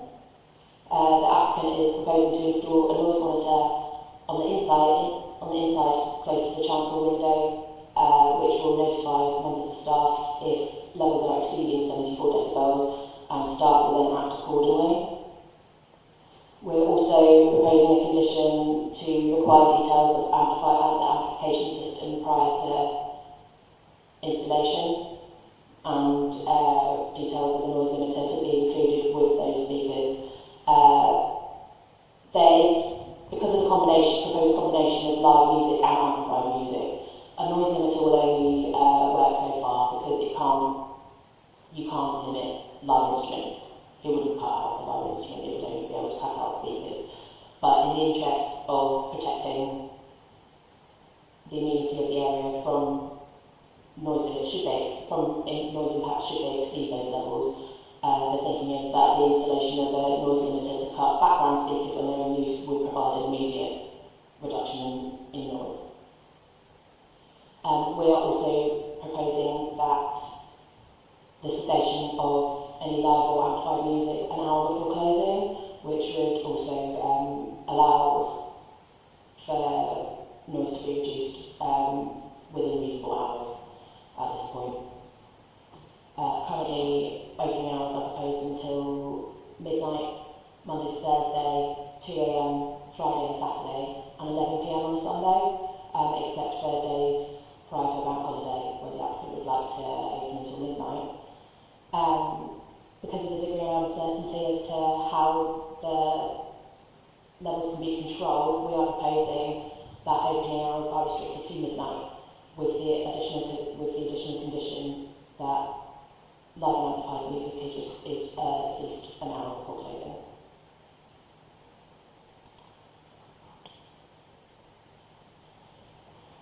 So here the grounds open up towards the northeast corner of the site, and you can see once again the proximity of additional dwellings nearby, and then also this is the rear of the United Reformed Church.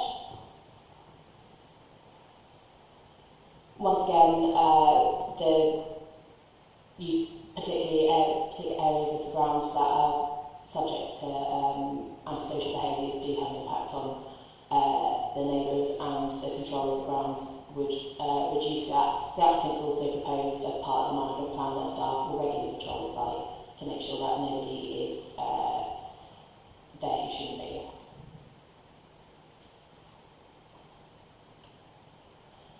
The garden continues across the north side, where here you can see the rest of the United Reformed Church and Boardman House. So several concerns by letter of objection were raised regarding to the cumulative impacts of the applications we previously considered at United Reformed Church in combination with the proposed use of St Michael Clears.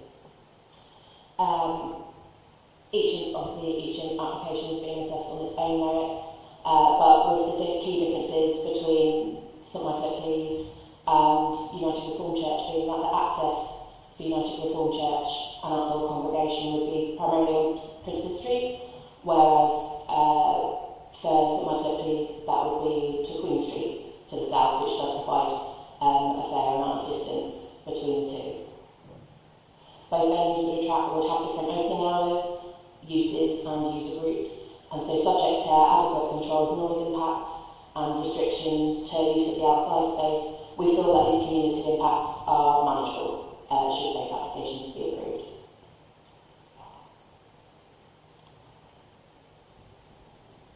Other concerns raised during the consultation process included the late night use of the site outside of the late night activity zone, which the boundary of is approximately 85 metres to the south of the site, and also general impacts on the health, well-being and safety of nearby residents from people using an additional drinking establishment and the associated issues that come with the consumption of alcohol.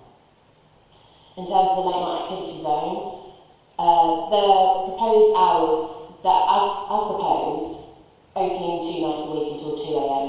would be considered a late night use, but it's limited, so would not be considered imminently harmful to the surrounding areas by late night impacts.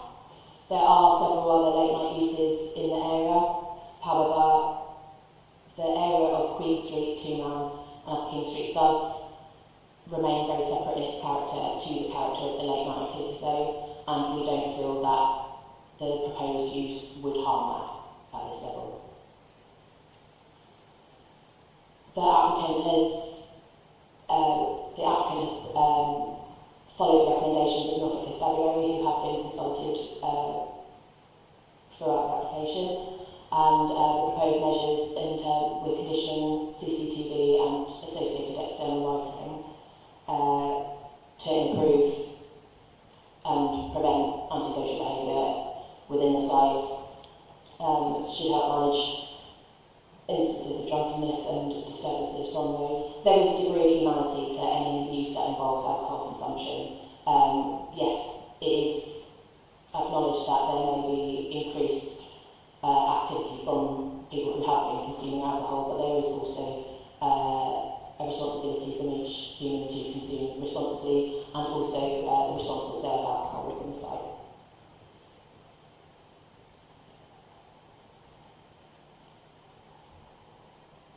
So, in conclusion, we are recommending approval of the works under the change of use application and the list of building consent, subject to the conditions recommended within the report.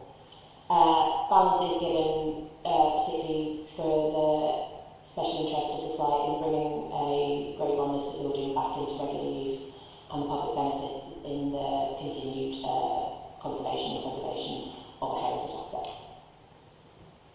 Thank you for that. We have got a couple of speakers. I'll ask them to speak first. Claire Henry, you're first. You have 3 minutes. Thank you. May have to go to the front to get them up the road. Sorry for that. Hello again. I hope I won't be nearly as long as I was the last time. I have 3 comments to make about this application.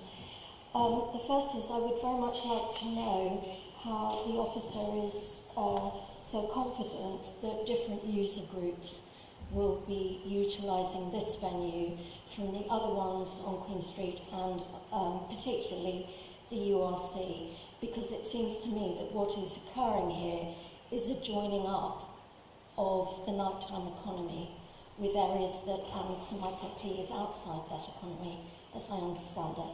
So I would like some reassurance on that point. I note your comments about the opening, but I've stood in that churchyard many times. It is, as your photograph showed, a warren. It cannot be adequately policed by aluminium barriers and 2 door staff. The notion that people are going to go for a smoke on Queen Street is surely unrealistic. The churchyard will be used for this. These are our ancestors we're talking about. This is a burial ground.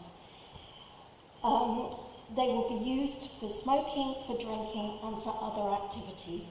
As the officer said, these are human beings. This site is not in the nighttime economy zone, nor should it be. It is not practical, and I would argue not seemly, which is my third and final point. Is this really the best we can do for this glorious building and its churchyard? Yet another bar, fueling increasing levels of alcohol abuse and social nuisance, albeit one graced by a piano. And I say this as a lover of piano music and performance, and I like a glass of wine. But as one of Norwich's 31 Grade 1 listed medieval churches, it is a building not just of local and national significance, but actually of international significance. Doesn't this outstanding inheritance that we are heirs to deserve to be used for purposes that are appropriate and respectful and which nurture our community? And by the way, the building is not falling down. There is plenty of time to do different and to do better. Thank you. Thank you. Our second speaker is Andrew Cousins. Again, you have 3 minutes. Hello. Again, just to repeat who I am and what I represent. My name is Mr. Cousins, the microphone.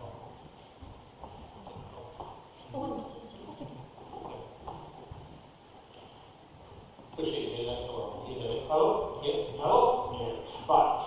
Hello, my name is Andrew Cousins and I represent St Michael Plea's Properties Limited, SMP.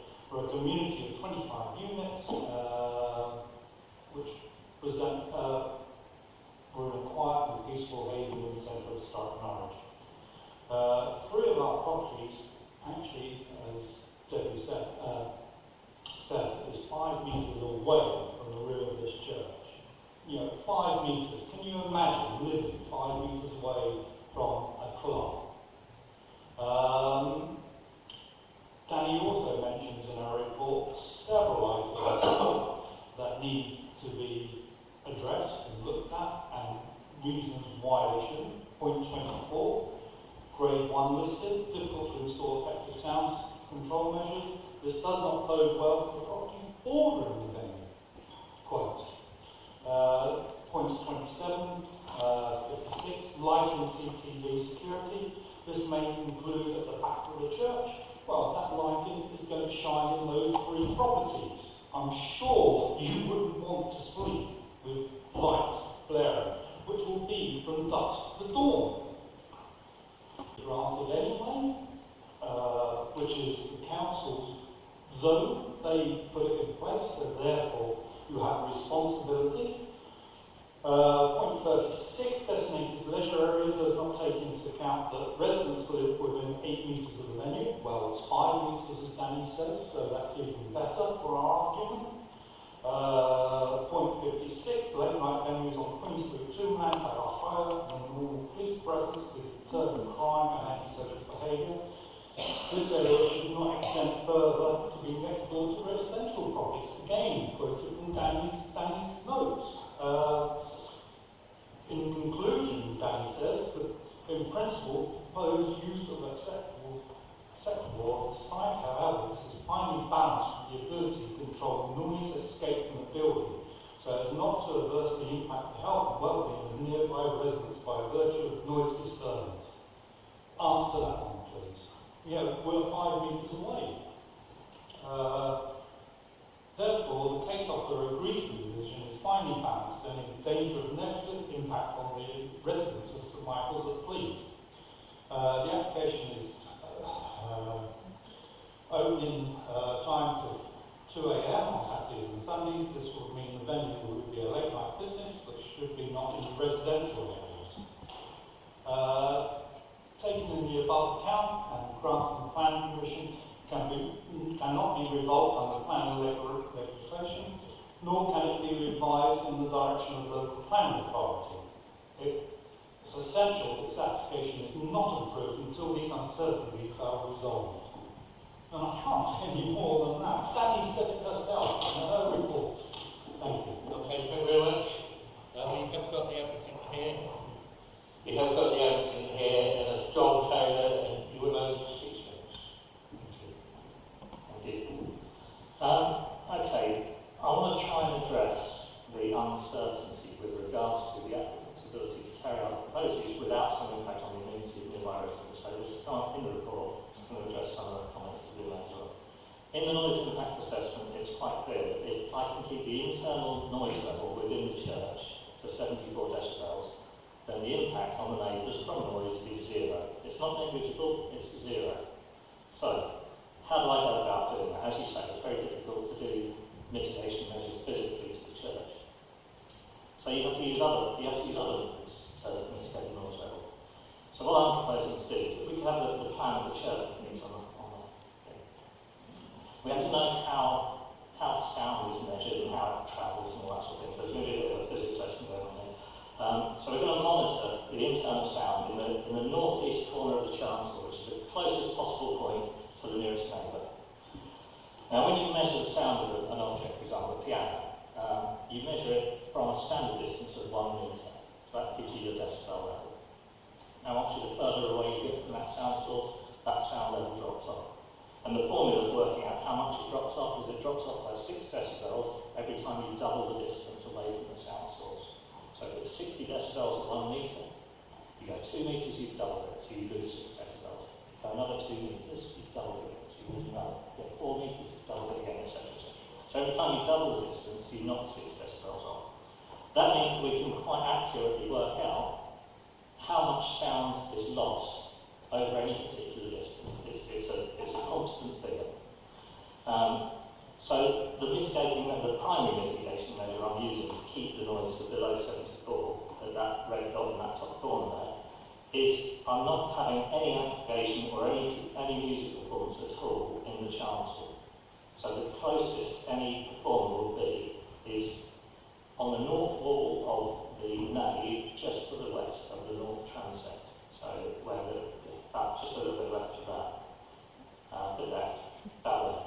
Now that is 14.5 metres from the red dot, where the red dot was, where it's going to be monitored from. Now at 14.5 metres, that attenuates 23.2 decibels exactly of sound. Which means that if we want to keep the sound level at the northeast corner of the chancel to 74, at that point where that dot is now, we can't exceed 97.3 decibels. Now that is incredibly loud. That's PA level of volume. That's what we're talking about for URC. I'm not proposing a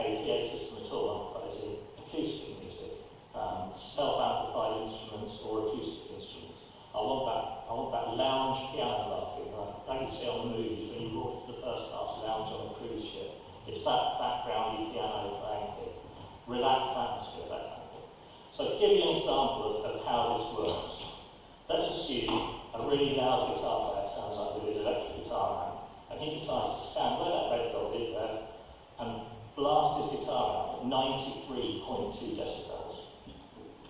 Now that attenuates 23.2 decibels by the time it reaches the noise monitor. So it would reach that noise monitor and it would register 70 decibels. This is physics. I'm not making the rules up, this is physics. You can check all of this. Now if he's playing a really loud guitar, you'd expect people in the chancel that are sitting on those comfy sofas, instead of having a normal conversation at 60 decibels, they'll be shouting at each other. So let's say they're shouting at each other at 82 decibels, just to make the maths work really well. Now, if they're 4 metres away, on average they're going to be further away than that, we'll call it 4 metres because it makes the maths work much easier. That 82 decibels is attenuated by 12 decibels by the time it reaches the monitor, so that also hits the monitor at 70 decibels. So you've got the loud guitar coming in at 70, you've got the loud speech coming in at 70. Now when you get a doubling of sound pressure like that, the sound pressure level, it increases the overall decibels by 3, by a constant of 3. When you double the sound pressure, it adds 3 to the decibels. So 70 dB coming in from the guitar player, 70 dB coming in from the shouty conversation, overall measurement 73 dB, still below the 74 decibels we're looking at as the limit. So I'm absolutely confident, because we're not having screaming guitar, we're having lounge music, we're having acoustic instruments, we're having acoustic trios, things like that. I'm 100% confident that not only is it possible to keep the sound level at that end of the church nearest the neighbours to below 74, it's actually harder in an acoustic environment to break that than it is to stay under it. You'd have to try really hard to exceed 74 if you don't have any sound being produced in that chancel itself. So, I'm hoping that it's physics. This is just the way it works. I'm not making it up. I encourage anyone to check the physics. There are online sound attenuation calculators that you can use. I've double-checked all my figures on those. It works. So, this degree of uncertainty seems to be driving the condition 10. It seems to be driving condition 10. Now, I don't think there are any planning grounds to reduce the hours I'm open if I can prove easily that I can keep the sound level below 74 decibels. So I respectfully ask on those grounds that we remove that condition 10, and also can we remove the noise limiter from condition 8, because as Danny pointed out, if I've only got acoustic instruments and self-amplified instruments, there's nothing the noise limiter will touch on that anyway, because there's no central. But thank you very much for your consideration. Thank you. Dan, you want to come back on any? Thank you.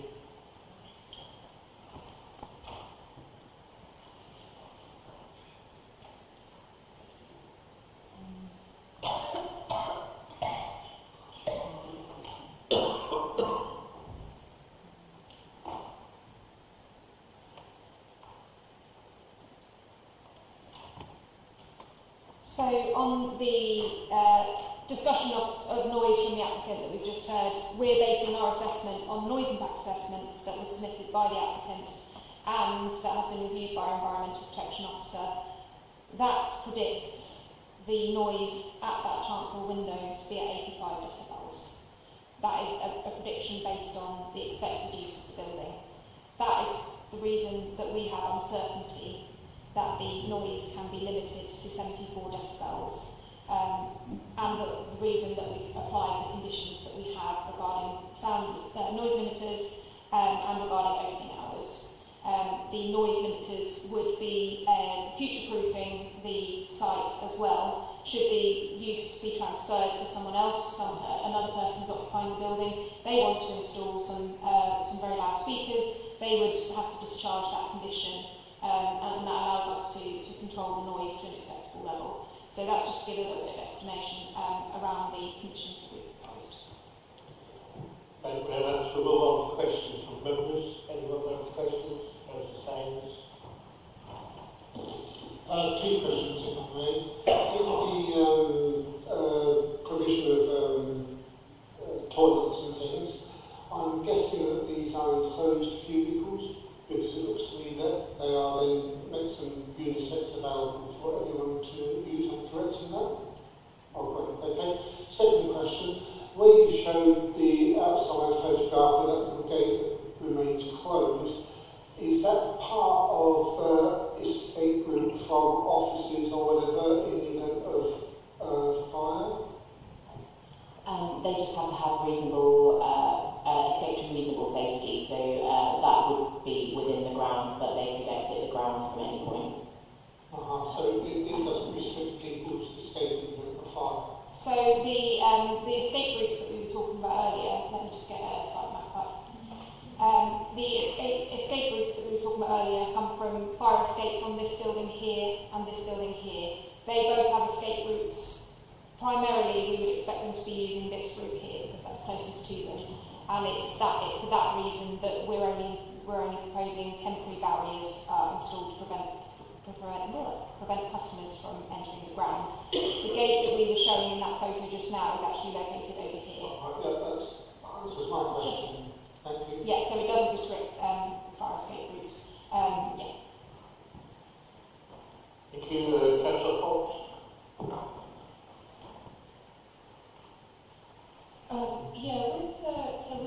I'm trying to get to grips with what the noise impact is likely to be, and with the limiters and things like this, the limiters sound great. With the live music, obviously you can't have limiters, and you rely on staff to monitor that.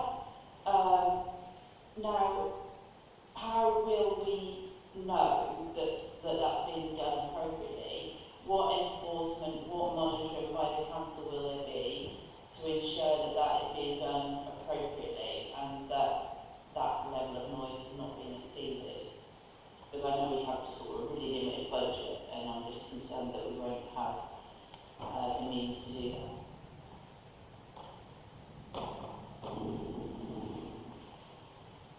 So in planning terms, the applicant, the condition we're proposing would require details of the noise monitoring system to be installed prior to installation, and records to be kept and made available to the council on request. The applicant, obviously, back is proposing to live cast the monitor recordings at all times. It does require management, adequate management of the site. So obviously staff to see that the monitor is showing that noise is exceeding those levels, and then the applicant or staff on site would respond accordingly to reduce that. In terms of enforcement, the condition would require the recordings to be made available on request. Yeah, and we've got, that's also in the management plan, which would be an approved document. Sorry, there was 2 parts to the question. I think the concern is we can't reverse the planning application once it's granted, it's granted. So if those levels be exceeded, are we able to enforce them? Because we can't reverse the planning. So ultimately, we can't enforce noise levels within planning. We can enforce the management plan, we can enforce the sound limiters, we can enforce the level of music coming out from speakers. But if the noise that's being generated is coming from people, that is much more difficult to control, and it does rely on staff doing what the powers of their ability. So yes, it's a legitimate question. What I will say is that the licence that's already been granted, the premises licence for this property, it's considered the same noise impact assessment, and it has a condition on it which limits the internal noise levels to 74. The difference between planning and licensing is that licenses can be revoked. So should there be an instance instance where that condition is not being complied with under licensing, they have an entirely different ability to remove that licence. And if there were statutory nuisances being reported, noise reports from neighbours, that licence would be removed. But you're right that in planning terms, that's not the case, and we have to be comfortable at this point that approving this is going to be acceptable. Thank you. Councillor Holder? Thank you, Chair. My question was on the licence. So if the licence has that condition, then any potential future tenant that might want to have a different sort of music, they would need to be separately licensed, wouldn't they?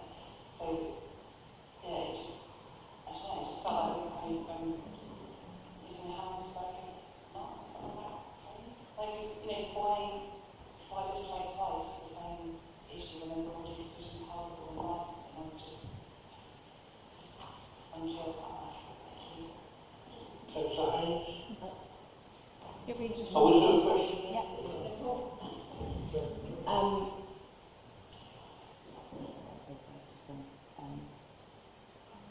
Yeah. Sorry, bear with me to just get my thoughts back in order.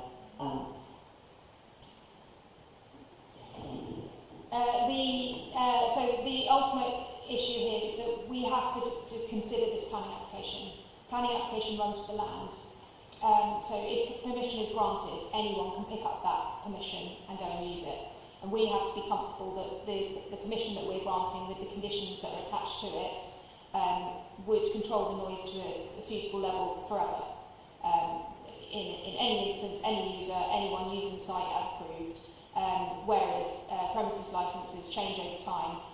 There's also we can't rely on other regimes to control aspects that are also under planning consideration, if you see what I mean. We have to be confident that our policies are very clear about noise impact on neighbours, and we have to feel comfortable in planning terms that what we're approving is acceptable. Councillor Haynes? Yeah, I think the noise stuff's been addressed now, but I wanted to ask about the external lighting thing and also the use, like how, just confirming things like what can be used for the production space. Because the lighting, I mean, 46 in the report, we talk about, lighting, improving the external lighting in the church. I was advised in the comments, basically, reduction of crime. Sorry, I'm really not feeling well, so I'm a bit garbled. Excuse me. How does that work in preventing lighting causing a light nuisance for residents? Because I can really see why we want that external lighting around the edge, but there's a problem there, isn't there, right? And I think that goes hand in hand with the use of the garden, the church space as well. I think, because there's going to be enforcement Friday and Saturday, the report said, didn't there? But other evenings, is there a possibility that people could be getting into that space, just not maliciously, but just because they don't realise they can't? How is that going to be enforced outside of the days of the bouncers are there, and again, sort of really big fringe there? So, with the barriers, the condition would require barriers to be in place during opening hours, so on any day. You're right, so while there's door staff, on the days where there is door staff, there would obviously be a bit more surveillance to ensure people aren't breaking past those barriers. In the management plan, that would be an approved document. The applicants advised that when available, staff will regularly patrol, check the site to make sure that people aren't in areas that they shouldn't be. And at that point, that's how that would be managed. In terms of lighting, you're right, and that is part of the reason for requiring details of that external lighting is so that not only can we consider, so that we can achieve the balance between making sure that lights aren't intrusive and don't disturb amenity, but are effective in supporting the use of CCTV. So we would consult with Norwich Constabulary and obviously assess amenity impacts as part of approval of the lighting scheme. Can I just ask a follow-up? Is there an opportunity when that's being designed to consult with the residents that live in the building next to it?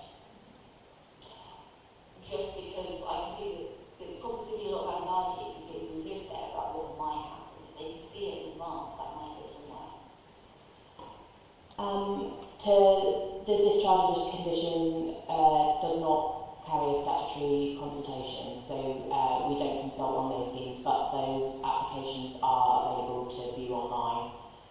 So anybody who's got a safe search on the area would be able to see that an application has been made and would have access to see those documents during the course of the application.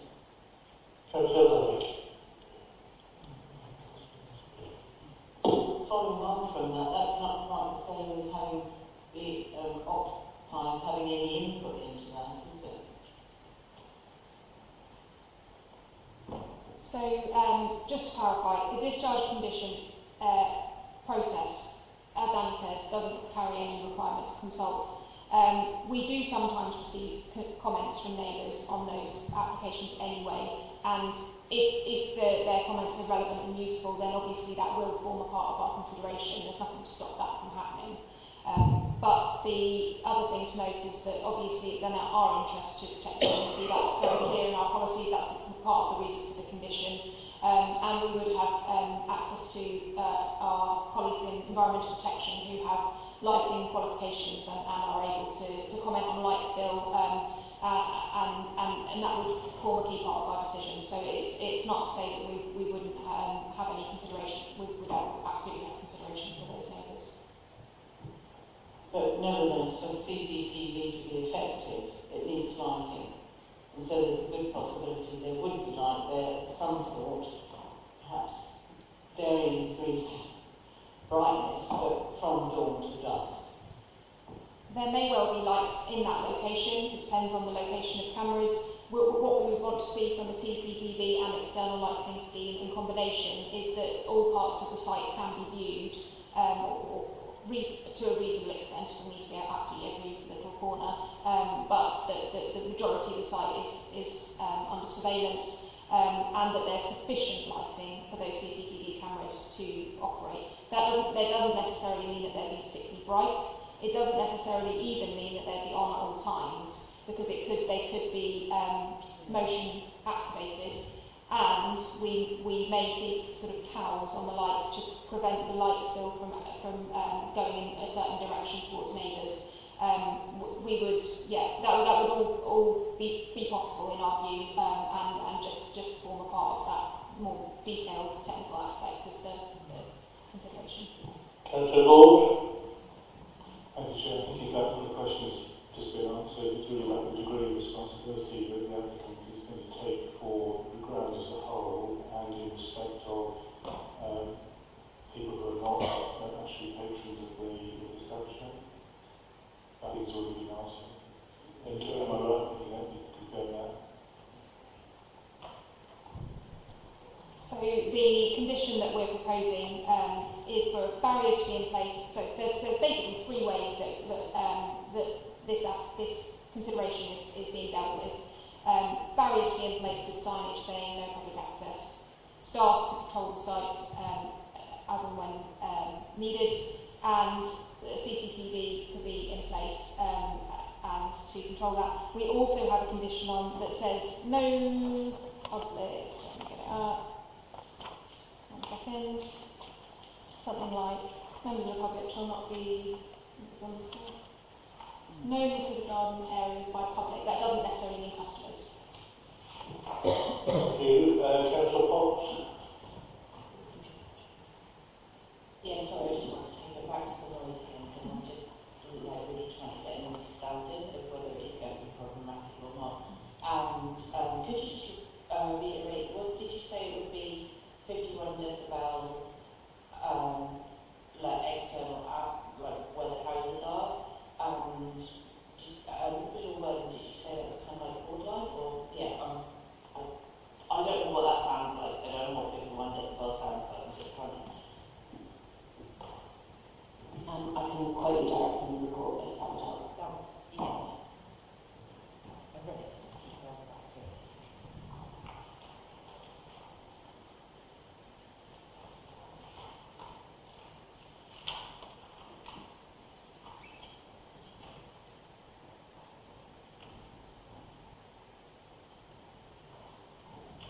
Okay, so this is quite direct from the report. The initial impact assessment is based on an internal noise level of 85 calculated to exceed the noise criteria at the nearest sensitive receptor by 11 decibels, which is the window at number 16. This result has been used to specify an internal noise level limit of 74 decibels within the venue, which is calculated not to exceed the required 40 decibel level at the nearest receptor. So at 85 decibels, it would have 51 at the nearest receptor, which would not be acceptable. But so long as the noise levels don't exceed 74, they would be 40, which is the background reading at that level, so there would be no increase in noise reading at that point. Thank you, Chair. I'm presuming that with their recommendation, the request condition about the standard time limit relates to the opening hours. Doesn't.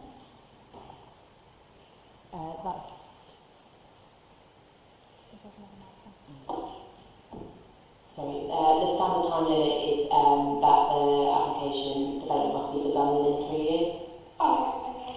My question actually is slightly different to that.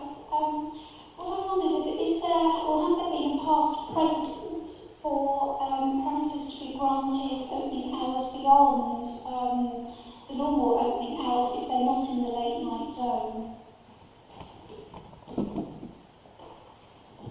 So essentially, in planning terms, with our local plan, we have DM23, which says late night uses are those which open beyond midnight, and late night uses shall be restricted to the late night activity zone, which is essentially Prince of Wales Road. We have had some recent applications and appeal decisions based on the application of that criteria of limiting uses to midnight, which is our standard approach outside of the late night activity zone.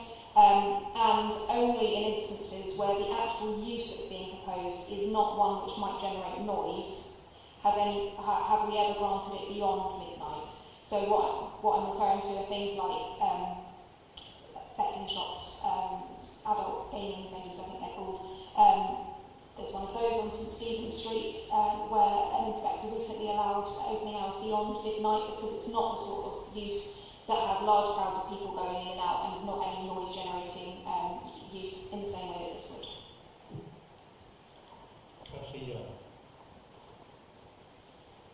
Yeah, just a couple of questions. Firstly, it's really hard to think in decibels. So is it realistic when you have a live jazz band that it would be generating noise levels that are under that? My understanding is, my memory of going to jazz concerts is pretty loud. So do we have a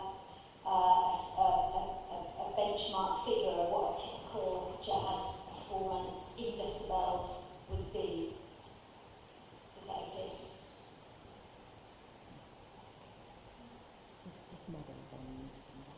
I've got another question as well, by the way.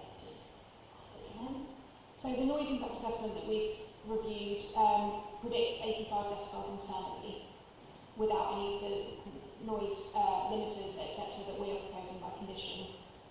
That is based on live music, not specific to jazz, but live music, and the number of people that you would expect to have in that venue. So that is based on recognised noise models that would be based on live music. As I say, it's not specific to jazz. Okay, thank you. And the second question I had was regarding people who were stepping outside to smoke. I just wanted to get a visualisation of where that would be. I know you talked about the smokers would go to Queen Street, but it would be just helpful to see, is that realistic? Because if they've got a glass in their hand and they're smoking, how far are they going to step away? Where will they physically be? Let's say you had about 15 people who might be outside. I just would like to be able to picture that. Okay, so I'll refer us to this plan. Our understanding is that the applicant doesn't propose to allow any smoking on site, and that members of the public would be directed down the path to the entrance on Queen Street, which is, as most people will know, a well-used pedestrian street with a number of bars on it, and people already sort of smoking out on the street, etc., and crucially away from residents. If they weren't to leave via that route, this is the only part of the site that's actually open to the public, because we are proposing barriers here and here. So even if members of the public were to smoke on the site, it would be in this area here, which is well away from neighbours comparatively to the churchyard, and protected via the building itself, so noise wouldn't easily travel between those two locations. Sorry, just to clarify that a little bit more. So presumably they wouldn't be able to leave the building with a glass in their hand, because obviously they'd be going onto the road. So that I don't know if that's a planning thing or a licensing thing. Licensing. Yeah.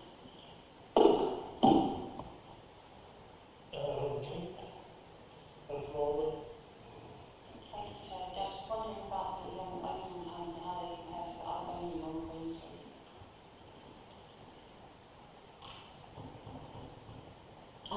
So in terms, I'm going to be very quick because my laptop's about to die, but so the key thing here is that in terms of planning, if you, licensing hours are, the licensed hours down Queen Street are different to those that are under planning control.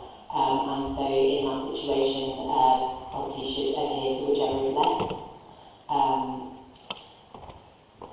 There's two properties on Queen Street that have premises licences that predate planning control, so they've been in those uses before 1947, so we can't control, those hours aren't controlled by planning, and they are subject to the hours that are granted by the licence.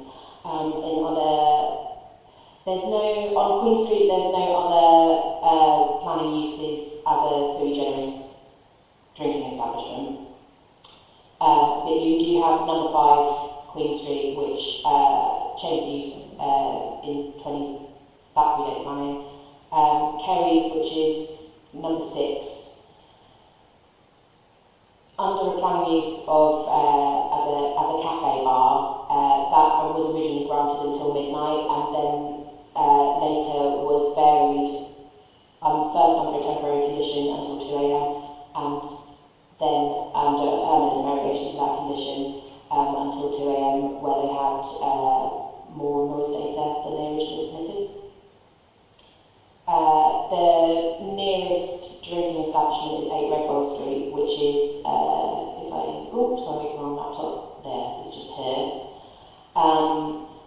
That was granted planning opening hours until midnight on any day. Thank you. Councillor Sands? Oh. I understand that there's some promises where they run planning applications predate those restrictions, but I was just wondering about the disparity, and is that a good thing that people are coming out of venues at different times? Necessarily, but yeah. So in terms of sort of our assessment of impact on the surrounding area, having people feed out at different times would be preferable. Particularly where alcohol consumption is involved,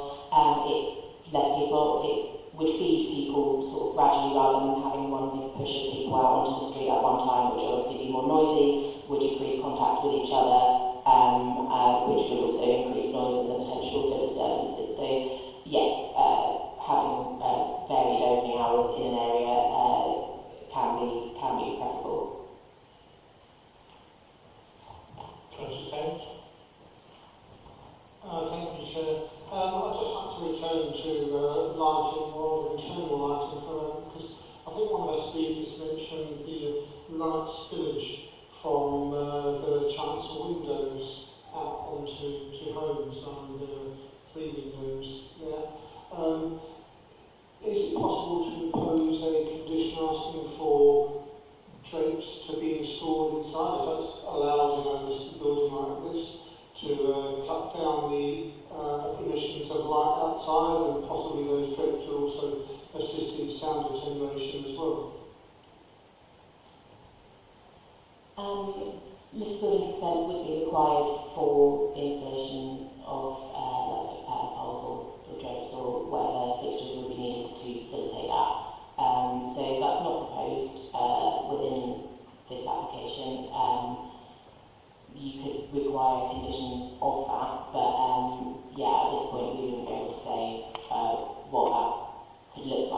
But in terms of what is proposed internally with lighting in the chancel area, there aren't proposed to be any lights fixed to the walls. It would be from like standing floor lamps. So Lights Village, there shouldn't be any light sources that are able to project out directly out of that window. Thank you. We now move on to discussion. Anyone wish to come in with comments or anything? Judith? Yes, thank you, Chair. I think on balance, as you say, it is quite finely balanced. I think on balance I would vote in favour of the application because it does provide a new sustainable use for the building. And I think that's very much needed in this area. If the church remains empty, then it's likely to fall into further disrepair. And there might be antisocial behaviour in the churchyard and the church itself. So I'm in favour of this change of use, and especially with the limitations that you've put on the times to 12 o'clock and the reassurance that lighting will be sympathetically done so that it doesn't intentionally disturb those nearby residents. Thank you.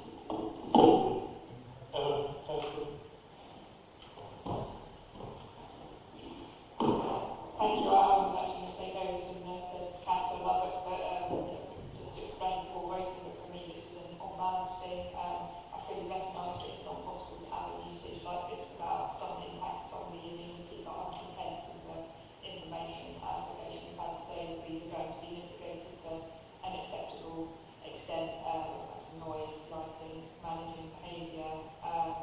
It feels to me like this is an acceptable change of use for this building in terms of location and its type. It's been a long while since it was used as a church, and there will always be sensitivities around its historical context, but again I'm fairly comfortable that this sensitivity has been managed and mitigated, including through use of or limited use of the outside areas, and we know that change of use for hospitality and cultural purposes is not something particularly new to the city or beyond that does seem to work. And again, given its location in the city centre, indeed in the city centre leisure area, given the other establishments nearby, I think it doesn't seem like an inappropriate use to me, and there are benefits of keeping it in use in this way, accessibility to the public, benefits of cultural use, and the idea that legitimate use could drive out ASB, but completely as it's vacant. So, as I say, although no application is necessarily going to have zero impact on balance, and as I say, importantly, given the mitigations in the application through the conditions, I think that those benefits outweigh those potential drawbacks. Okay, thank you. On the rules of recommendation, which is to approve, I need a second for that. Councillor Sands. Thank you. Any more discussions? Anyone? Councillor Hayes? Yeah, I think it's hard to find planning grounds to vote against it if everything is done to the specifications, but I just want to reiterate again how important I think it is that the lighting outside the venue is done in response to what residents actually need from it, because at the moment I don't feel I have enough consciousness that that's not going to cause a problem to residents, but because I'm getting reassurances over here that it will be, there's not actually planning grounds to vote against it, is there? Which is a bit of a problem for me. So I think I really want to reiterate that lighting for me is the biggest factor that I think could cause this problems for residents, and that it needs to be done really well. I think the noise is a factor as well, but I've been reassured by some of what I've heard on the noise, and I would, absolutely not want to see us putting that limiters in place. I respect the applicant's view that thinks he can do it well, but it's about people in the future got right, isn't it? I think we have to be reassured today that we're doing everything we can to mitigate it, and also there's something we can do to inform residents how they can make complaints if something is starting to be done wrong. I think that would be really helpful because, as someone who's had to make complaints in the past, it's not always clear how to do it. It's